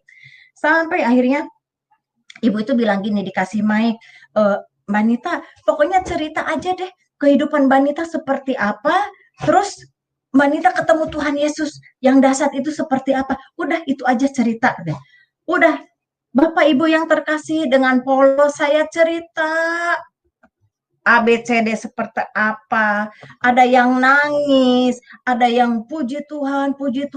Saya semakin bingung, ada apa ini? Ada yang kuasa Roh Kudus itu di situ begitu luar biasa. Tapi saya cuma kayak ada merinding. Tapi saya bercerita banyak hal tentang itu. Tapi sampai pendeta yang mau khotbah tuh, aduh Tuhan luar biasa, seperti amazing. Tapi saya bercerita sampai akhirnya udah selesai. Ini udah selesai, saya bilang seperti itu. Oh iya sudah, terima kasih. Begitu selesai, pendeta itu baru khotbah. Tadinya dia punya khotbah seperti apa di rumah persiapan. Begitu dengar kesaksian saya, bagaimana Tuhan mengubah seseorang. Bagaimana Tuhan memberikan satu harapan kepada seseorang. Bagaimana Tuhan menyelamatkan jiwa seseorang. Yang saya pikir dulu, waktu saya masih di seberang sana, saya masih di tetangga sana, saya begitu tidak suka dengan kekristenan. Saya fair, saya tidak suka dengan Yesus. Saya selalu menghakimi mereka, tapi pada saat itu justru dia yang menolong saya. Luar biasa. Saya hanya menyampaikan bagaimana kasih Tuhan kepada saya, kepada saudara, kepada pemirsa, kepada penonton yang malam ini ada. Tuhan tidak akan terlambat menyelamatkan saudara, bagaimana Tuhan menyelamatkan saya dan anak-anak saya. Saudara, tidak terhenti sampai di situ. Sampai akhirnya berbagai cerita tentang Ibu Haji yang murtad sampailah terdengar kepada organisasi-organisasi yang cukup besar. Mereka mulai mencari saya, mereka menanyakan, kok kenapa kamu tidak datang ke saya minta tolong, kenapa tidak begini begitu, dan yang marah juga banyak, yang tadinya saya dipanggil warawiri, sampai akhirnya mereka mengasih saya proyek, Bu Haji mungkin kita bisa kerjasama lagi, saya ada proyek deh katanya gitu. Saya akan kasih proyeknya, saya hanya mengatakan, saya sudah tidak tertarik dengan proyek, saya cukup nyaman dengan jualan susu kacang dan saya punya harapan untuk hidup. Kok katanya saya dengar-dengar Ibu Haji sudah ikut, siapa itu katanya? Kumpul-kumpul sama orang-orang dari seberang sana. Sekarang katanya, Ibu sudah ikut-ikutan katanya, ke gereja lah. Ikut-ikutan Yesus lah. Itu nggak benar. Itu nggak ada Yesus-Yesusan, itu hanya cerita. Saya hanya mengatakan, sebetulnya saya tidak ikut Yesus. Saya tidak ikut Kristen. Tapi Tuhan Yesus, Tuhannya orang Kristen, masuk di hati saya. Dia memberikan harapan kepada saya di saat tidak satupun orang yang sanggup menolong saya. Bahkan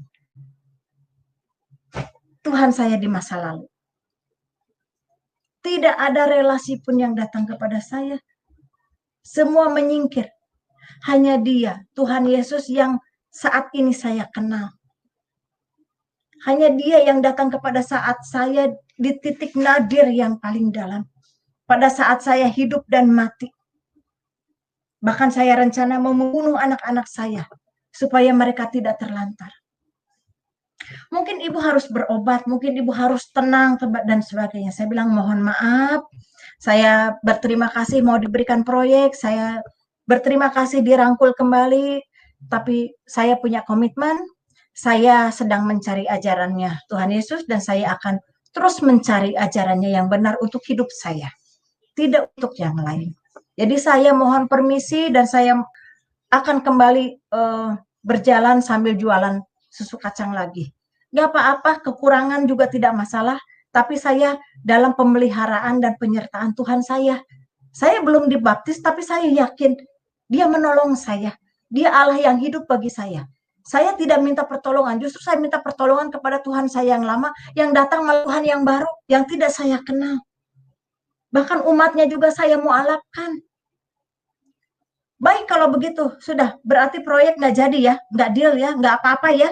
Oke, nggak masalah. Silakan ibu berjalan dengan kehidupan ibu yang baru, yang belum tentu akan menjadikan ibu kaya lagi. Saya bilang, saya hidup tidak mencari kekayaan, yang ada saya mencari ketenangan jiwa, itu saja. Dan akhirnya saya keluar lagi dari organisasi yang besar, mereka tutup mata, akhirnya saya ditendang habis, segala cemoohan, dipanggil sana, dipanggil sini, sampai akhirnya bosan saya dikirimin hal-hal yang secara magic juga, supaya saya kembali dan sebagainya. Sampai akhirnya saudara, namanya, saya kalau jatuh, keluarga besar saya juga tidak tahu apa yang terjadi dengan saya. Sampai akhirnya pas liburan, anak-anak biasa sekolah mewah, ini sekolah di kampung. Pas liburan, aku mau ke rumah nenek, katanya mau ke rumah keluarga. Itu kebetulan dia pulang ke Garut.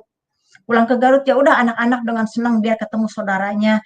Kita kan hidup di rumah petak yang udah lumayan lah, ada kamar satu. Oke deh, kita ke Garut. Saya tinggalkan anak-anak kan liburan. Saya kembali ke Jakarta. Kembali berpetualang, mencari ajaran Tuhan, sampai datang ke kedutaan Vatikan, menanyakan hanya mencari siapa itu Yesus. Sampai akhirnya saya diperkenalkan dengan seseorang, dia ajarkan saya siapakah itu Yesus, dan saya masih tetap belum yakin. Saya masih harus mencari lebih lagi. Akhirnya saya datang ke Garut. Mungkin saatnya harus terbuka di keluarga saya, saudara. Datang ke keluarga saya, muka mereka sudah berbeda. Yang tadinya datang dengan cucunya senang-senang, sekarang tuh udah berbeda. Langsung dihadapkan kepada pengadilan syariah.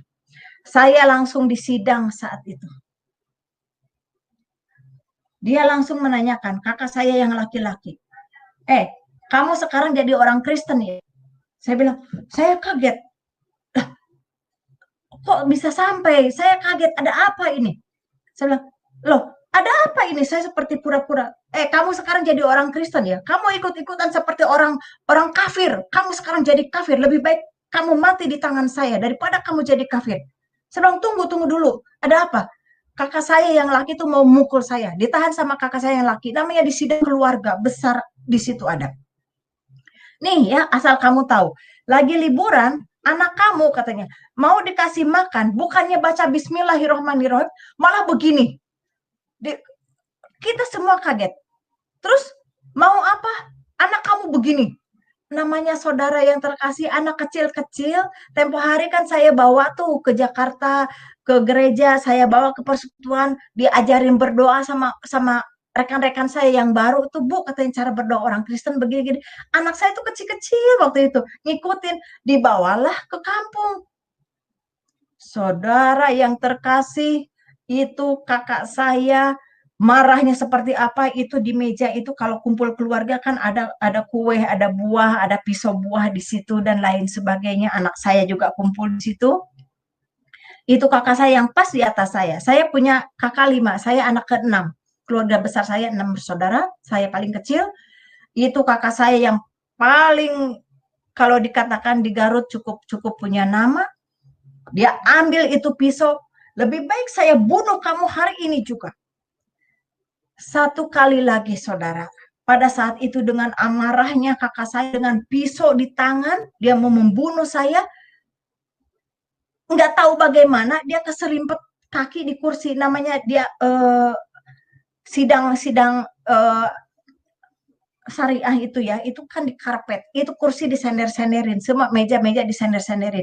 Itu keselimpet di kursi karena dia ambil pisau itu di meja. Dia mau bunuh saya. Habis keselimpet, pisau itu jatuh, kesempatan saya kabur saat itu dan saya pergi dengan anak 3. Yang kecil itu masih kecil, saudara. Masih kecil dan nggak bisa dibawa kemana. Itu pinternya keluarga saya. Yang 3 saya angkut semua, lari. Sampai nyebrang jalan juga udah nggak tahu lagi. Dengan yang ada di badan. Dengan anak 3 saya kembali lagi ke Jakarta, ke terminal lah, ini dengan deg-degan, takut saudara saya bagaimana. Akhirnya yang saya tahu di dalam rumah tuh terjadi perkelahian, mungkin kakak saya bangun mau ambil pisau lagi, mungkin saudara saya yang lain menahan atau bagaimana ceritanya, yang jelas saya bisa kabur dengan anak 3. Yang satu tertinggal. Sampai akhirnya kembali melewati masuk tol, saya udah mulai tenang. Oh Tuhan Yesus, mungkin ini pertolonganmu juga ya. Aku bisa hidup, tapi kan mana anak saya yang satu? Saya cuma bawa 3 anak. Saya nangis, saudara.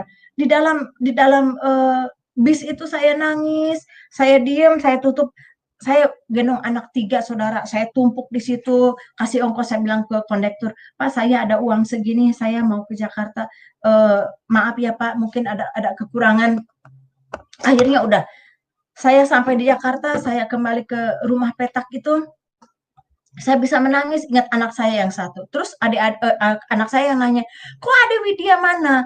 Anak saya yang pertama namanya Ratu Ratna Juwita, anak saya yang kedua laki-laki, Tubagus Rahmat Rifan Hidayatullah, anak ketiga saya Ratu Ratna Hairiza, anak keempat saya Ratu Lutfi Widya Hartanti, itu anak saya. Dan saya harus hidup dengan 3 anak saudara. Saya berjuang yang akhirnya setelah saya habis kesaksian di Pulau Mas itu, di rumah seorang konjen yang baru datang dari Austria, ternyata salah satu tamu itu ada wartawan dari salah satu channel juga, televisi. Dia kontak saya diundang lagi, saya syuting lagi di Solusi, sering undang saya narasumber. Dari situ satu persatu saya pikir habis jualan susu kedelai, Tuhan mau menjadikan saya pengusaha lagi. Tapi ternyata tidak. Saya diundang ke sana kemari, tiap hari saya rendam kacang semalaman, saudara. Besoknya itu nggak jadi saya giling kacang. Soalnya besok paginya tuh dijemput orang kemana? Untuk kesaksian bagaimana menciptakan Yesus. Terus saya mau bikin lagi, udah nggak bagus. Akhirnya saya buang. Tapi bagaimana cara Tuhan memberkati saya? Itu puji Tuhan, akhirnya saya bisa dari rumah petak 1, saya pindah ke rumah 2 kamar. Saya bebenah di situ sama Tuhan, saya pingin ada doa di sini, pingin hidup normal, tapi saya juga belum dibaptis. Bagaimana ini ya? Itu satu penyerahan diri harus total. Kalau saya mencintai seseorang, kalau saya mencintai Yesus, dia sudah memelihara saya sudah komitmen. Dia sudah menyertai hidup saya, berarti saya harus sepenuhnya menyerahkan hidup saya. Ini juga pergumulan. Terkadang masih ingat masa transisi iman itu tidak mudah, saudara. Kalau saya ambil keputusan dibaptis, berarti saya harus total meninggalkan muslimah saya yang lama. Berarti tek-tek bengek yang masuk ke neraka dan lain sebagainya itu akan terjadi pada saya. Bagaimana ya? Bapak kamu kan sudah meninggal, pasti langsung masuk ke neraka juga. Udah kayak tahu aja dia di akhirat seperti apa. Tapi saya komitmen, saya harus total kepada Tuhan, saya harus dibaptis, saya harus menyerahkan hidup saya, dan saya harus mengikuti Yesus seperti apa. Sampai akhirnya, karena seringnya dipanggil sama organisasi-organisasi yang besar, karena saya punya link juga cukup besar, akhirnya saya dikenalkan dengan seseorang. Dialah yang menyelamatkan saya dan anak-anak. Dia bawa saya ke Ambon. Bu, katanya, saya tidak ada apa-apa, saya hanya beli tiket dari Angkatan Udara. Ibu naik Hercules aja ya ke Ambon, nanti di sana ada yang jemput. Ibu istirahat dulu di sana, ibu belajar tentang Tuhan Yesus. Kalau sudah komitmen, ibu sudah benar-benar ibu menyerahkan diri total kepada Tuhan Yesus. Itu alangkah jauh lebih baik supaya ibu selamat. Terus saya berpikir, terus gimana kontrakan saya? Ibu jangan berpikir itu. Nanti Tuhan Yesus punya rencana untuk ibu. Ibu tinggalkan itu semua. Ibu berangkat dulu ke Ambon. Saya berangkat ke Ambon, saudara, lewat Kemayoran, lewat itu Halim Perdana Kusuma. Lewat Hercules saya sampai ke Ambon itu, saya tidak tahu kok ini bagaimana. Ternyata di sana juga cukup baik-baik, cukup welcome. Mana habis ada kerusuhan waktu itu ya antara agama juga. Tapi pada saat itu kok baik-baik sekali ke saya. Yang Muslim juga baik, yang Kristen lebih baik lagi. Dia begitu welcome. Tadinya saya pikir, aduh, ini bayangkan aja seorang Muslim disarang Kristen, mana habis dulu kan habis kejadian itu ya. Tapi mereka baik-baik kepada saya. Sampai akhirnya diajarin oleh seseorang pendeta yang betul-betul seorang rohaniwan. Tidak ada duniawi, tidak ada apa-apa, hidup sangat sederhana, tapi kuasa dan urapan Tuhan ada pada dirinya. Seorang bapak tua yang sepuh, tapi dia begitu bijaksana, begitu menyampaikan, begitu kuasa Tuhan menyertai kehidupannya, dan disitulah saya menyerahkan diri, saya minta ingin dibaptis. Tapi sebelum dibaptis harus ada pergumulan, harus melepaskan hal-hal. Saudara, tempo hari kan saya pernah memakai hal-hal yang seorang leader itu kan harus kuat, disegani dan lain sebagainya. Ini bukan hal yang gombal, tapi memang leader di sana itu supaya musuh itu tunduk dan lain sebagainya itu kan dengan ajimat-ajimat yang luar biasa. Itu harus dimusnahkan, harus dihilangkan dalam hal betul-betul dikosongkan. Dikosongkan dalam segala hal. Semua pengakuan dosa apapun dilepaskan pada malam itu. Dan setelah saya komitmen, saya berjanji saya akan ikut Yesus dan menerima Yesus sebagai juru selamat saya dan anak-anak. Saya dibaptis. Saya menyerahkan hidup saya total. Dan saya tidak mau mengingat masa lalu lagi. Dan saya memaafkan kepada orang-orang yang telah menghakimi saya, yang telah membenci saya, yang telah menipu saya. Bahkan saya juga bisa melepaskan pengampunan kepada keluarga Kristen pendeta yang kaya raya itu yang telah menipu saya. Saya bisa mengikhlaskan dan akhirnya bisa terselesaikan utangnya, entah bagaimana, satu persatu, sedikit demi sedikit, yang hampir 7 juta itu saya bisa selesaikan. Dan saudara yang terkasih, cara Tuhan mengangkat saya luar biasa. Dari seorang penjual susu kacang, bagaimana saya harus hidup, bagaimana saya harus berjuang dengan anak 3, saudara, karena yang satu ditahan keluarga, dan saya harus menandatangani surat perjanjian, saya harus lepas wasiat, saya harus lepas harta benda, tidak ada warisan kepada saya tanda tangan semua. Saya bilang, nggak peduli mau punya warisan atau tidak, tapi saya punya Yesus, saya bilang gitu. Saya tanda tangan, sign agreement, saya punya Yesus dengan keyakinan, padahal saya juga nggak punya apa-apa, tapi saya punya Yesus, saya katakan itu. Oke, kamu tanda tangan situ, tidak boleh ngutak-ngatik apapun. Kamu pergi dengan anak 3, tapi anak 1, anak kami. Saya agak tersentak, tapi baik, saya punya Yesus, saya akan pergi. Suatu saat anak saya pun akan kembali, entah bagaimana. Saya pergi, saya habis tanda tangan, saya tidak bawa anak-anak, saya titipkan di Jakarta, saya habis dari Ambon itu saya titipkan di Jakarta, anak-anak yang 3, saya kembali ke Garut karena harus tanda tangan, kayak dipecat hubungan keluarga lah gitu. PHK bener-bener, PHK warisan, PHK pemutusan hubungan keluarga, bener-bener total. Saya cuma merenung bagaimana hidup saya, tapi saya punya Yesus, saya punya Yesus, saya punya Yesus. Namanya orang sudah dibaptis, cinta mula-mula semakin menggebu bahwa Tuhan Yesus ada hidup dengan saya. Dengan keyakinan yang luar biasa.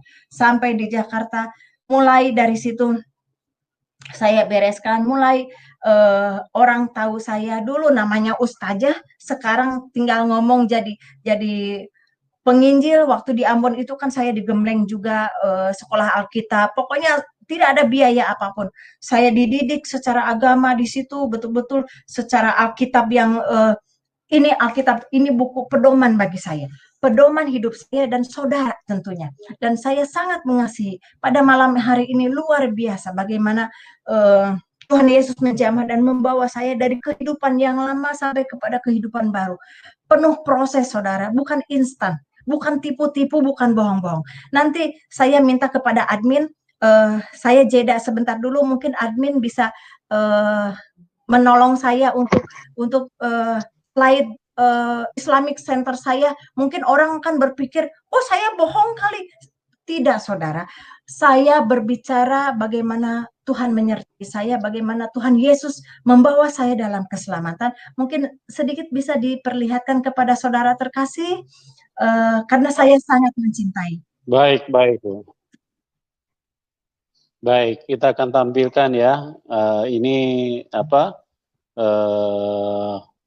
Yayasan Al-Fatha yang dipimpin oleh Ibu Haja Masnita Dinata ya. Jadi ini apa namanya? Bukti-bukti yang sangat valid. Jadi bukan sekedar settingan atau rekayasa ya. Jadi Ibu Nita adalah seorang pemimpin yayasan pada waktu itu. Ya, ini PT yang pernah digeluti adalah PT Perkasa Jaya Sakti dan PT Satria Jaya Sakti ya, sama CV Sentosa Jaya Sakti, terus Padepokan Jaya Sakti ya. Jadi ada beberapa perusahaan yang memang digeluti oleh seorang Ibu Nita ya. Dan juga inilah dana daripada Islamic Center, master plan-nya yang pada waktu itu menjadi impian dan tujuan daripada Ibu Nita untuk menghadirkan Islamic Center adalah bukti bagaimana Ibu Nita ini adalah seseorang yang sangat taat di dalam keagamaan dan sangat mencintai keagamaan, sehingga pada waktu itu dengan tujuan di dalam hati dan pikirannya untuk menghadirkan Islamic Center agar agama Ibu Nita yang sebelumnya menjadi lebih besar, lebih maksimal, dan lebih berjaya sesuai dengan apa yang ada di dalam pikiran Ibu Nita pada waktu itu. Ya, ini denanya juga, ya kita bisa lihat di sini. Jadi semuanya jelas. Nah ini billing. Ya, ini ya. Ini Ibu Nita apa aja nih, Bu? Ibu iya, bisa lihat di layar, Bu? Bisa, sebentar. Mungkin bisa dijelaskan. Saya ada di sini, ini tentang, sebentar. Oh, ini coba bisa. Tentang building ya, ada masjid di situ, ada masjid, ada hospital, ada office kompleks, ada hall, multifunction room, karena pada saat itu ada padepokan kayak apa ya, paguyuban seperti itu, padepokan. Ada dormitory, ada semacam asrama pesantren, ada all folks home untuk orang tua, apa ya, all folks home itu untuk panti jompo lah seperti itu. terus ada homestay juga, terus ada minimarket juga, terus ada house juga. House itu rumah itu di samping rumah saya ada rumah-rumah bagi orang-orang maaf yang tadinya Kristen jadi mualaf. Jadi saya siapkan rumah-rumah karena sebelum saya jadi pengikut Yesus, itu dulu saya ada beberapa orang Kristen yang saya paksa untuk jadi mualaf dan saya berangkatkan umroh juga, ada yang saya nikahkan dengan orang Muslim juga. Tapi setelah itu saya menceritakan, puji Tuhan, mereka kembali lagi bahkan dengan suami dan istri mereka, bahkan dengan anak-anak mereka. Jadi habis dari sana bring lagi ke sini dan saya minta maaf kepada mereka. Ini satu kesalahan yang sudah saya jalankan karena ketidaktahuan saya. Tapi setelah itu saya sangat mengasihi dan mari berjuang atas nama Kristus. Hanya itu. Kita jadi laskar Kristus. Ya. Jadi ada road drainage-nya, ada landscape-nya di situ semuanya. Bahkan budget ada situ. Ya. Oke, ini kalau ini apa ini Bu Nita? Denah untuk pembangunannya. Terus area-areanya ada. Di situ areanya. Untuk publik, semi publik. Kalau yang coklat itu untuk publik. Kalau yang biru, yang semi publik itu untuk masjid dan homestay. Sama untuk orang tua panti jompo. Terus untuk private itu home untuk orang yang mualaf pada saat itu. Ya. Ya. Jadi semuanya sudah dirancang dengan sangat baik ya pada waktu itu. Cuma Tuhan punya kehendak lain bukan terhadap rancangan Ibu Nita. Tuhan, seperti itu. Ya, oke. Kalau yang ini apa nih Bu? Peletakan apa? Fondasi ya, foundation. Peletakan batu pertama waktu itu, sebentar. Project sheet-nya. Jadi zona konsepnya, terus sirkulasi konsep, landscape, karena master plan ini saya bawa ke Middle East ya, ke Uni Emirat Arab untuk promosi gitu. Karena ini seperti jualan. Untuk bentuk ini saja satu buku gini itu pada tahun 2002 itu harganya 32 juta ini. Dan saya membayar arsitek itu sekitar 2 miliar pada saat itu. Kan beda. Saya kontrak dengan dokter-dokter untuk MARS ya, manajemen anggaran rumah sakit, itu untuk manajemen rumah sakit. Terus di sini itu contoh-contohnya kami mengadopsi masjid dari Middle East dan kami gabung-gabungkan menjadi sesuatu masjid yang luar biasa menurut manusia. Menurut saya pada saat itu. Iya. Betul. Ya, jadi unik ya Bu ya rancangan. Ya, luar biasa ya. Jadi untuk gambarnya saja 32 juta. Arsiteknya aja 2 miliar saya bayar. Arsiteknya 2 miliar. Jadi ini proyek yang sangat besar pada waktu itu. Dan mungkin pada waktu itu menjadi kebanggaan dari Ibu Nita ya. Pada saya waktu itu, berkeinginan khususnya Jawa Barat itu ingin semuanya orang Muslim. Semuanya orang Muslim. Karena saya tidak suka Kristen, saya benci dengan Yesus pada saat itu. Jadi saya menggebu-gebu jadi Islamic Center terbesar seperti itu. Manusia. Seperti itu Pak. Nah, ini work schedule untuk building, infrastruktur dan landscape itu sudah sempurna, semuanya sudah sempurna.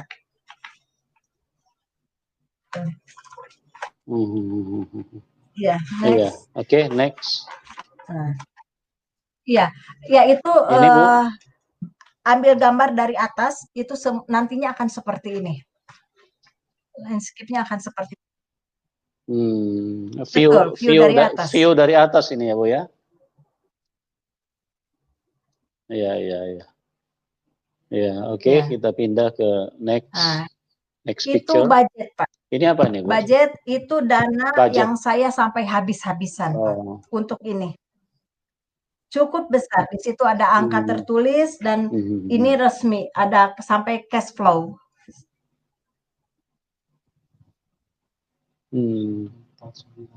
Ya, apa 149 miliar. apa nih? Miliar apa? Iya. Oke. Ya. Sangat besar ya pada waktu Betul, mulai proyek 2002 ya, Bu 2002, ya. 2004 hancur, ya seperti itu.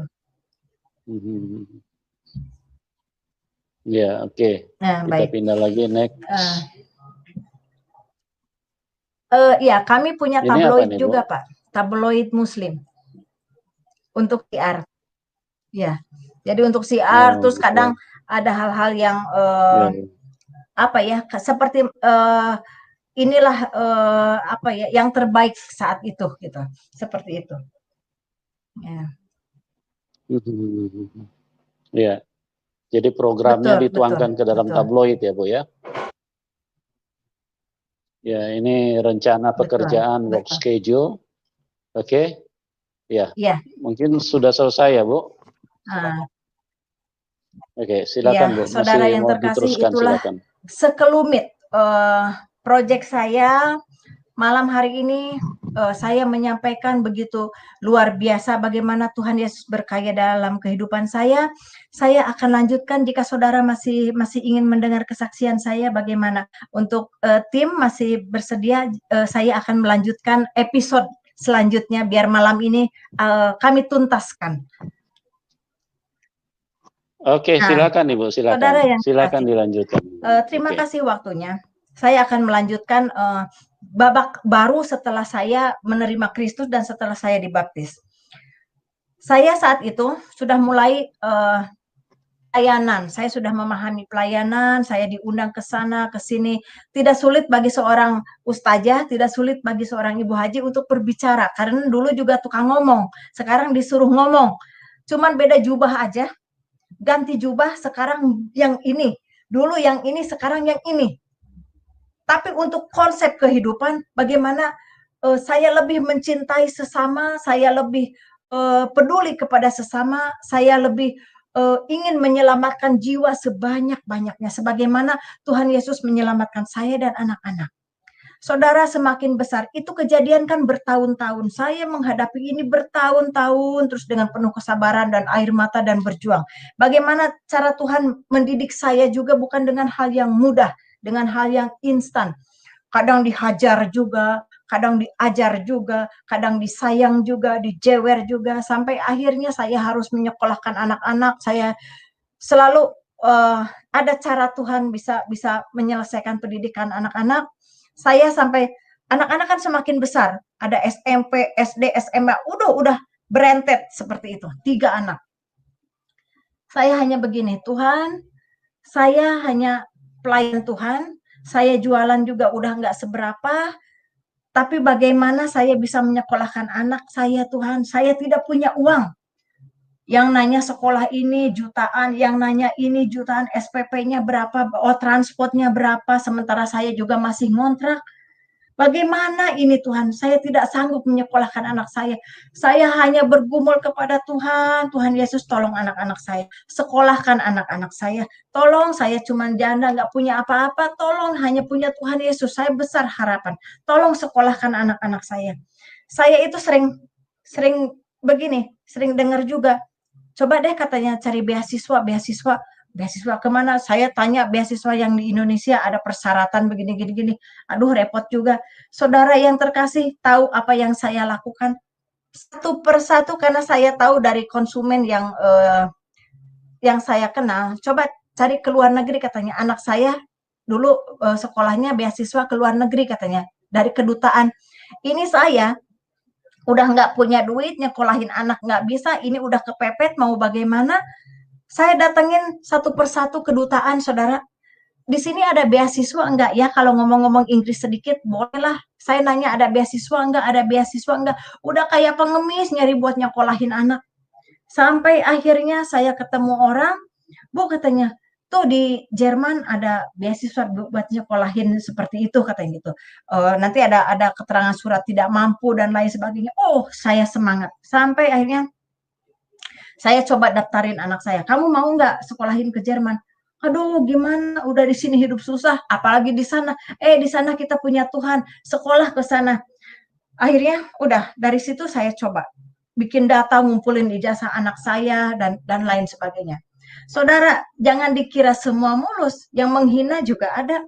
Ah, katanya, cuman anak penginjil nyokolahin anak ke luar negeri kayak pengusaha aja, emangnya punya duit gitu. Itu banyak sekali gitu. Tapi saya nggak gentar. Saya punya Yesus. Dia kan mau nyokolahin anak saya. Saya begitu. Saya daftarin anak-anak. Terus saya kumpulkan. Sampai akhirnya, Bu katanya surat dari universitas di Jerman ada. Loh, kok bisa ya? Tapi di situ harus ada garansi katanya. Harus ada apa tuh? Harus ngasih uang jaminan kata itu. Uang jaminan dari mana? Besar pula waktu itu. Berapa euro gitu ya. Aduh, uang dari mana ini? Tuhan, Engkau yang menyekolahkan anak saya. Engkau juga yang akan membiayai anak saya juga. Tolong udah kebuka jalan sedikit-sedikit, tolong saya Tuhan, jangan setengah-setengah, tolong full.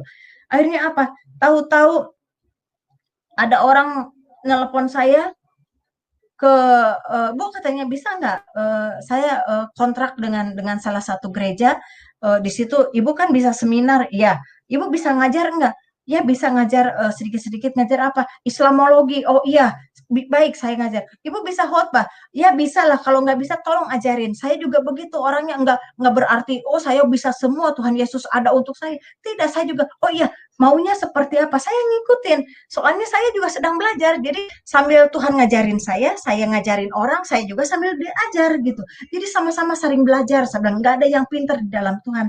Yuk gimana?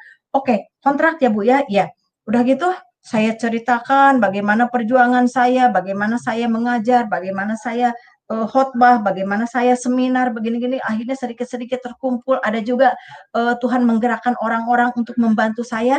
Terkumpul lah itu. Bagaimana sebuah gereja juga bisa membantu saya.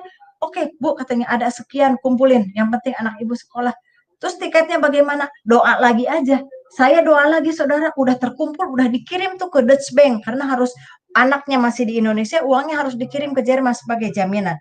Terus udah gitu, aduh gimana lagi, itu kali boleh di kedutaan Jerman kalau lihat saya udah sebel kali ini si ibu datang lagi. Tapi saya kekeh, saya datang sampai akhirnya, aduh ini udah clear di Jerman. Berangkatnya bagaimana, tiketnya bagaimana, doa lagi. Saya bilang ke anak, ayo kita sama-sama bergandengan tangan, berdoa lagi, udah berdoa. Sampai akhirnya saudara yang terkasih, anak saya berangkat ke Jerman. Akhirnya orang-orang bicara begini, kok bisa ya? Kok bisa katanya nyokolahin anak? Tuhan yang menjadikan ini semua, bukan saya. Itu saya selalu kerap seperti ini, saudara. Dan satu hal lagi, saya punya kegiatan di samping saya khotbah, di samping seminar dan ngajar Islamologi juga saya ada kegiatan NGO. NGO itu aktivitas saya untuk lebih peduli. Karena saya begitu, saya kenal Yesus, kasih saya itu semakin besar. Saya tidak punya apa-apa, tapi saya punya pergerakan yang membantu orang-orang yang duafa, membantu orang-orang yang pernah jatuh, membantu anak-anak yang terlantar, membantu orang-orang yang membutuhkan pertolongan. Duit dari mana saya juga tidak punya. Tapi hasil dari saya khotbah, hasil dari pelayanan, saya kumpulkan sebagian untuk hidup, sebagian lagi untuk NGO saya namanya Love and Life. Dulu kan saya punya Yayasan Alfat, Kemenangan. Sekarang Love and Life, antara cinta dan hidup. Jadi saya penuh cinta karena Tuhan Yesus mengajarkan saya lebih mencintai lagi. Dan saya berjalan untuk itu. Jadi kalau di agama saya yang dulu 2,5% untuk Tuhan, kalau saya enggak. Di Kristen 10% untuk Tuhan, tidak. Saya 10% untuk saya, sisanya untuk kegiatan saya. Tuhan selalu menyertakan donatur-donatur bergantian. Kadang ada, kadang tidak ada. Kegiatan saya juga banyak.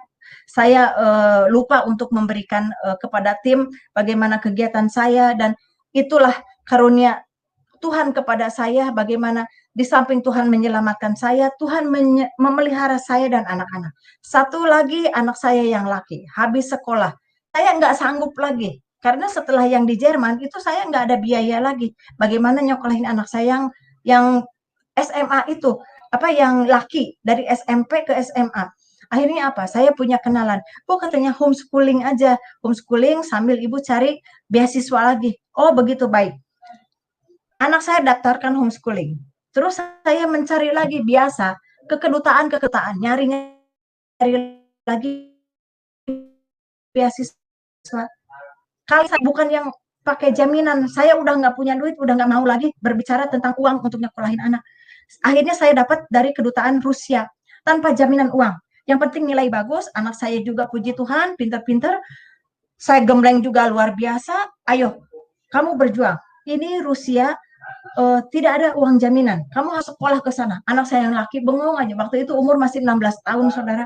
Saya suruh pergi ke Rusia. Coba, ini ibu gila apa? Tapi saya yakin Tuhan akan menyertai anak saya. Dia punya rencana untuk anak saya. Dan ini kesempatan. Kamu tidak boleh menolak. Kita bergumul, kita doa puasa, kita sama-sama berjuang. Akhirnya dengan caranya Tuhan, tanpa jaminan dia berangkat ke Rusia. Ada juga seseorang pengusaha yang menolong bisa memberangkatkan dia dengan tiketnya, dengan segala bekalnya, pokoknya didandanin lah itu anak, karena saya juga harus, di Rusia tuh dingin, waduh harus beli baju-baju dingin dari mana, akhirnya dilengkapin lah, berangkatlah itu ke Rusia, umur belum sampai genap 17 tahun, berjuang, puji Tuhan sudah lulus master sekarang, IT, bahkan sudah bekerja di perusahaan Rusia juga.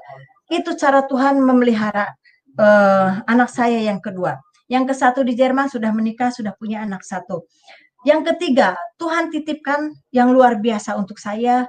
Ini 1 anak memang yang spesial untuk saya. Saya harus hidup dengan dia seumur hidupnya dia. Tapi saya percaya suatu saat Tuhan memberikan keajaiban. Tuhan akan memulihkan anak saya yang ketiga ini. Usianya sekarang 23 tahun. Tapi dengan kondisi seperti umur 4 tahun, kadang berpikir seperti anak-anak. Ya saya seperti punya balita aja sampai hari ini. Tapi saya sangat mencintai dia. Saudara saya juga kakaknya yang di Jerman, di Rusia juga sangat mencintai. Dan satu hal lagi, bagaimana Tuhan menyatakan kebesarannya pada saat anak saya yang keempat. Saudara masih ingat cerita saya di awal, bagaimana anak saya yang keempat tertinggal di keluarga saya pada saat saya tanda tangan di pengadilan syariah, bagaimana dia tertinggal dan ditahan sama keluarga saya. Saya tidak bisa bertemu dengan anak saya itu bertahun-tahun, tidak ada komunikasi, bahkan saya, mohon maaf, salah satu televisi Kristen membantu saya untuk datang ke Garut. Akhirnya terjadi sedikit bagaimana karena anak saya juga diambil paksa sama kakak saya, bahkan sekolahnya dipindahkan supaya tidak berhubungan dengan saya. Bertahun-tahun itu terjadi, seorang ibu yang rindu dengan anaknya hanya berdoa, dan saya bicara kepada kakak-kakaknya, ayo mungkin di Facebook, mungkin di media sosial atau bagaimana bisa ketemu adik kamu seperti ini. Sampai akhirnya saudara, di luar jangkauan manusia, di luar akal saya dengar kabar anak saya tuh udah dewasa, tumbuh dengan cantik, tapi dia masih muslim, karena di keluarga saya, di kakak saya, dan dia udah besar, waktu itu udah 19 tahun ketemu saya, bilang gimana kabarnya, saya bisa ke Garut, karena perlahan dan pasti keluarga saya mulai melunak. Cuman waktu itu marah karena kaget katanya. Tapi ya nggak sampai membunuh, ya karena kaget. Akhirnya mereka tuh minta maaf kepada saya. Nggak apa-apa, itu saya sudah memaafkan kok. Sebelum keluarga memaafkan, saya sudah memaafkan. Bahkan saudara, saya bisa mengumpulkan uang, saya bisa memberangkatkan ibu saya umroh. Ibu berangkat umroh karena belum pernah berangkat umroh, dan dia hanya bermimpi ingin ke Mekah gitu. Sementara kakak saya yang udah haji, yang udah dari muslim besar-besar, yang punya uang pun tidak memberangkatkan. Tapi saya dengan sukacita, mama mau berangkat umroh, ayo berangkat umroh. Tapi habis memberangkatkan umroh kepada ibu saya, saudara, Tuhan membawa saya ke Israel. Ada pengusaha yang mengundang saya bawa ke Israel, ke Mesir, kemana, keliling-keliling. Seperti itulah, seperti apa ya, saya melakukan ini untuk ibu saya, berangkat ke Mekah, malah Tuhan memberikan yang lebih untuk saya. Saya dibawa keliling, sampai bingung. Kemarin saya memberangkatkan ibu saya umroh, kok kenapa hari ini saya ada di Israel? Saya bingung, nggak ada uang sedikit pun, karena uangnya habis untuk umroh ibu saya. Tapi bisa sampai bolak-balik seperti itu. Sampai akhirnya anak saya menghubungi, ibu katanya, aku mau menikah, Oh, dengan siapa? Ibu datang ke Garut. Saya datang ke Garut. Ya, saudara mau tahu satu hal yang membuat saya kaget. Ternyata anak saya itu yang keempat itu sudah diadopsi kakak saya. Bahkan akte kelahiran, kartu keluarga semua atas nama kakak saya. Dan itu bagi manusia mungkin tidak akan terjadi, bisa berbalik seperti itu. Tapi apa yang Tuhan Yesus lakukan untuk saya, yang bertahun-tahun saya menangis, ingin ketemu anak saya, ingin mengaku saya sebagai ibunya, itu waktu itu mau menikah ke KUA. KUA itu menanyakan, ini siapanya? Oh, ini uaknya, karena kami dari Sunda. Ini uaknya. Oh, bapaknya mana? Bapaknya udah meninggal. Minta surat kematian. Saya punya surat kematian, saya berikan. Terus ibunya di mana? Oh, ibu saya di Jakarta. Gitu. Masih ada, masih ada. Oh, begini ya. Tolong ibunya panggil karena ini tidak sah. Karena harus ibu kandung yang menikahkan dan harus wali daripada saudaranya, bukan dari uaknya. Karena garis keturunan di Islam itu garis keturunan wanita itu kan tidak ada. Yang ada dari garis keturunan pria. Nah, garis keturunan pria suami saya udah meninggal. Adiknya yang laki juga sudah meninggal. Berarti terputus. Nah, sementara ada satu yang bisa jadi wali yaitu kakaknya. Nah, kakaknya itu yang di Rusia itu orang Kristen. Sudah terima Yesus. Berarti tidak boleh jadi wali. Nah, kalau di Islam itu kan tidak boleh keluarga dari wanita itu jadi wali. Harus wali hakim. Itulah cara Tuhan. Bagaimana itu akte kelahiran dicoret, bagaimana kartu keluarganya kakak saya dicoret, dan itu sudah tidak berarti apa-apa, dan harus membuat baru dengan akte kelahiran atas nama saya dan almarhum suami saya. Dan wali waktu menikahkan adalah wali hakim. Nikahnya juga di masjid. Saya datang dengan berkerudung, saya datang dengan mengucap, oh Tuhan Yesus, praise the Lord. Sekian kuatnya keluarga saya memisahkan saya dari anak, tapi pada saat pernikahan malah saya yang datang di situ. Bahkan kakak saya sendiri pun tidak datang. Yang ngurus kakak saya yang lain. Saya punya besan juga, mereka yang urus semuanya. Sampai ada pesta pernikahan, sampai beres semuanya, tidak terjadi apa-apa. Tidak selembar rambut pun jatuh, tidak ada darah sedikit pun. Selama saya berjuang 15 tahun, 16 tahun bersama Yesus. Itu tidak mudah, saudara. Bagi saya, Tuhan Yesus adalah segalanya. Bagi saya, Tuhan Yesus selalu menaungi hidup saya dan saudara tentunya.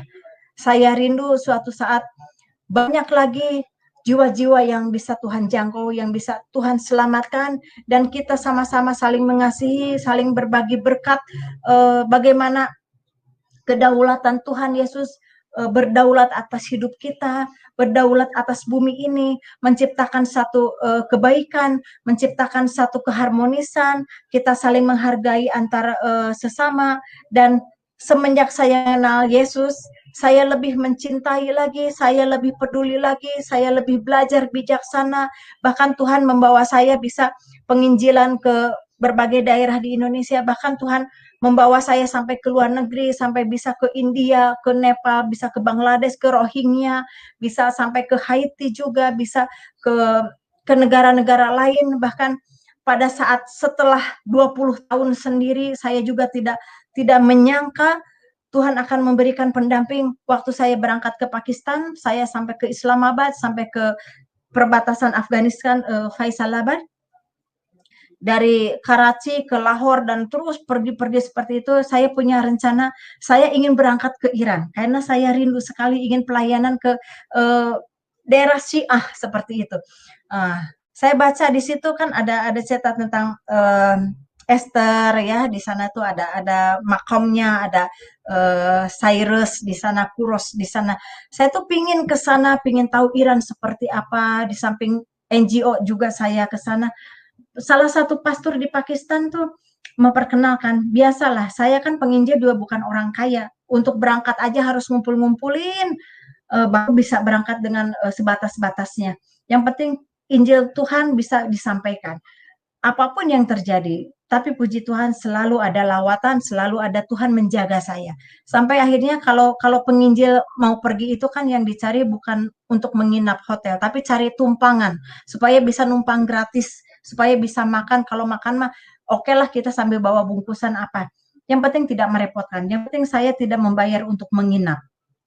Salah satu pastor itu memperkenalkan yang dari Pakistan itu, Bu, katanya dalam bahasa Inggris, kalau Ibu mau ke Iran, saya ada seseorang kenalan di sana. Ibu bisa mendatangi rumahnya, dia di daerah Iran seperti ini. Oke, dia kasih kontaknya. Setelah itu saya kontak, saya permisi, saya shalom, saya kembali ke Indonesia dan akhirnya saya bisa kontak dengan orang Iran.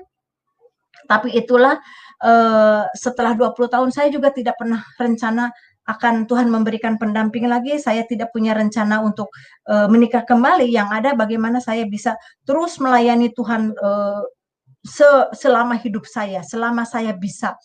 Sampai akhirnya Tuhan memberikan yang luar biasa, pendamping yang luar biasa, yang begitu mencintai Yesus. Dia dari si A, dia dari Iran, dan kami sama-sama melayani Tuhan. Sampai hari ini dia datang ke Indonesia juga bukan hal yang mudah. Kami berjuang sama-sama dengan, saya bilang kita berdoa sama-sama dengan kekuatan doa dan dengkul, kita sujud di kaki Tuhan, apa yang akan Tuhan rencanakan bagi kami berdua. Anak-anak kami bisa menyatu, bisa menerima kami, dan kami berjuang dengan sedikit-sedikit dengan apa yang bisa kami lakukan. Meskipun waktu itu kami punya rencana mau pelayanan ke migran, ke refugi ya, tapi ternyata keburu corona, jadi sebelum dapat pekerjaan Tuhan sudah izinkan ini terjadi, dan saya berjuang hanya berdoa untuk saling mengenal, dan kami tidak letih untuk ayo kita melayani Tuhan, karena ini satu jiwa juga harus saya bimbing juga. Tuhan memberikan jiwa supaya bisa saling membimbing, saling menguatkan. Tuhan memberikan pendamping untuk saya supaya mensupport satu sama lain, dan saya terima kasih kepada Tuhan.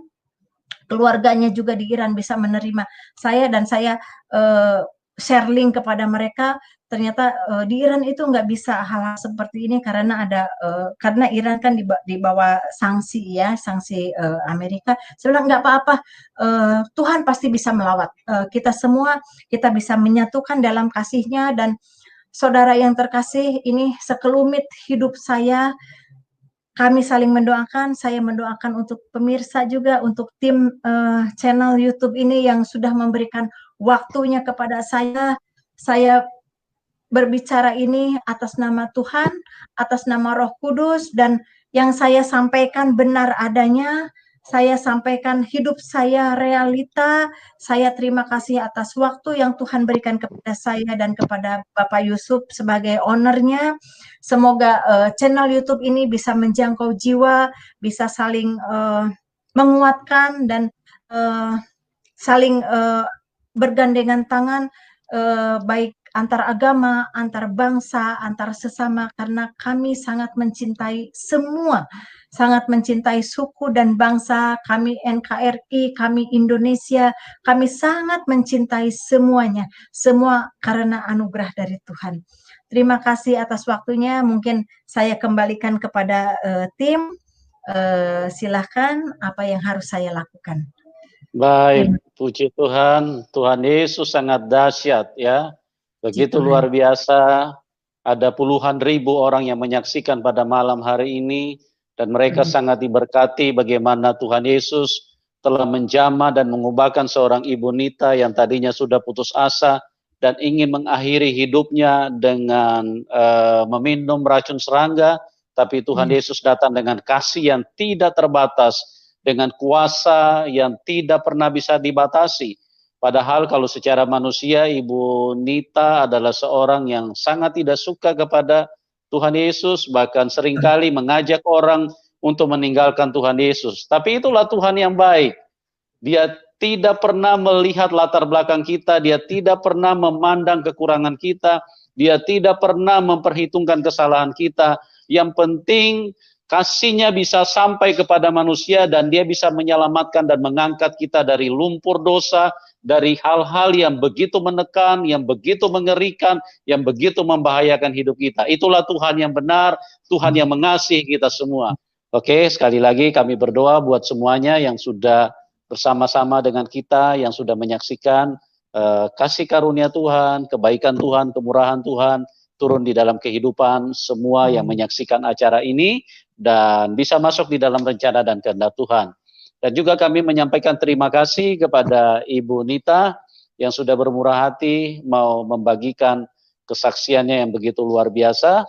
Ya, dan sekali lagi Ibu di akhir acara ini untuk bisa menyampaikan closing statement bagi kami semua. Silakan Ibu. Terima kasih kepada pemirsa yang ada di rumah. Tetap semangat, tetap mencintai Yesus, tetap hidup di dalam kasih-Nya, tetap mengikuti Yesus sampai akhir dan percayalah setiap hidup ini, baik gelombang besar, baik gelombang kecil, Tuhan Yesus menyertai kita semua. Tetap semangat dan terus mencintai Yesus. Salam untuk seluruh keluarga dan pemirsa. Tuhan Yesus memberkati. Selamat malam. Baik. Puji Tuhan, haleluya, terima kasih, dan Tuhan Yesus memberkati kita semua. Sampai berjumpa di program selanjutnya. Salam kemenangan buat kita semua. Amin.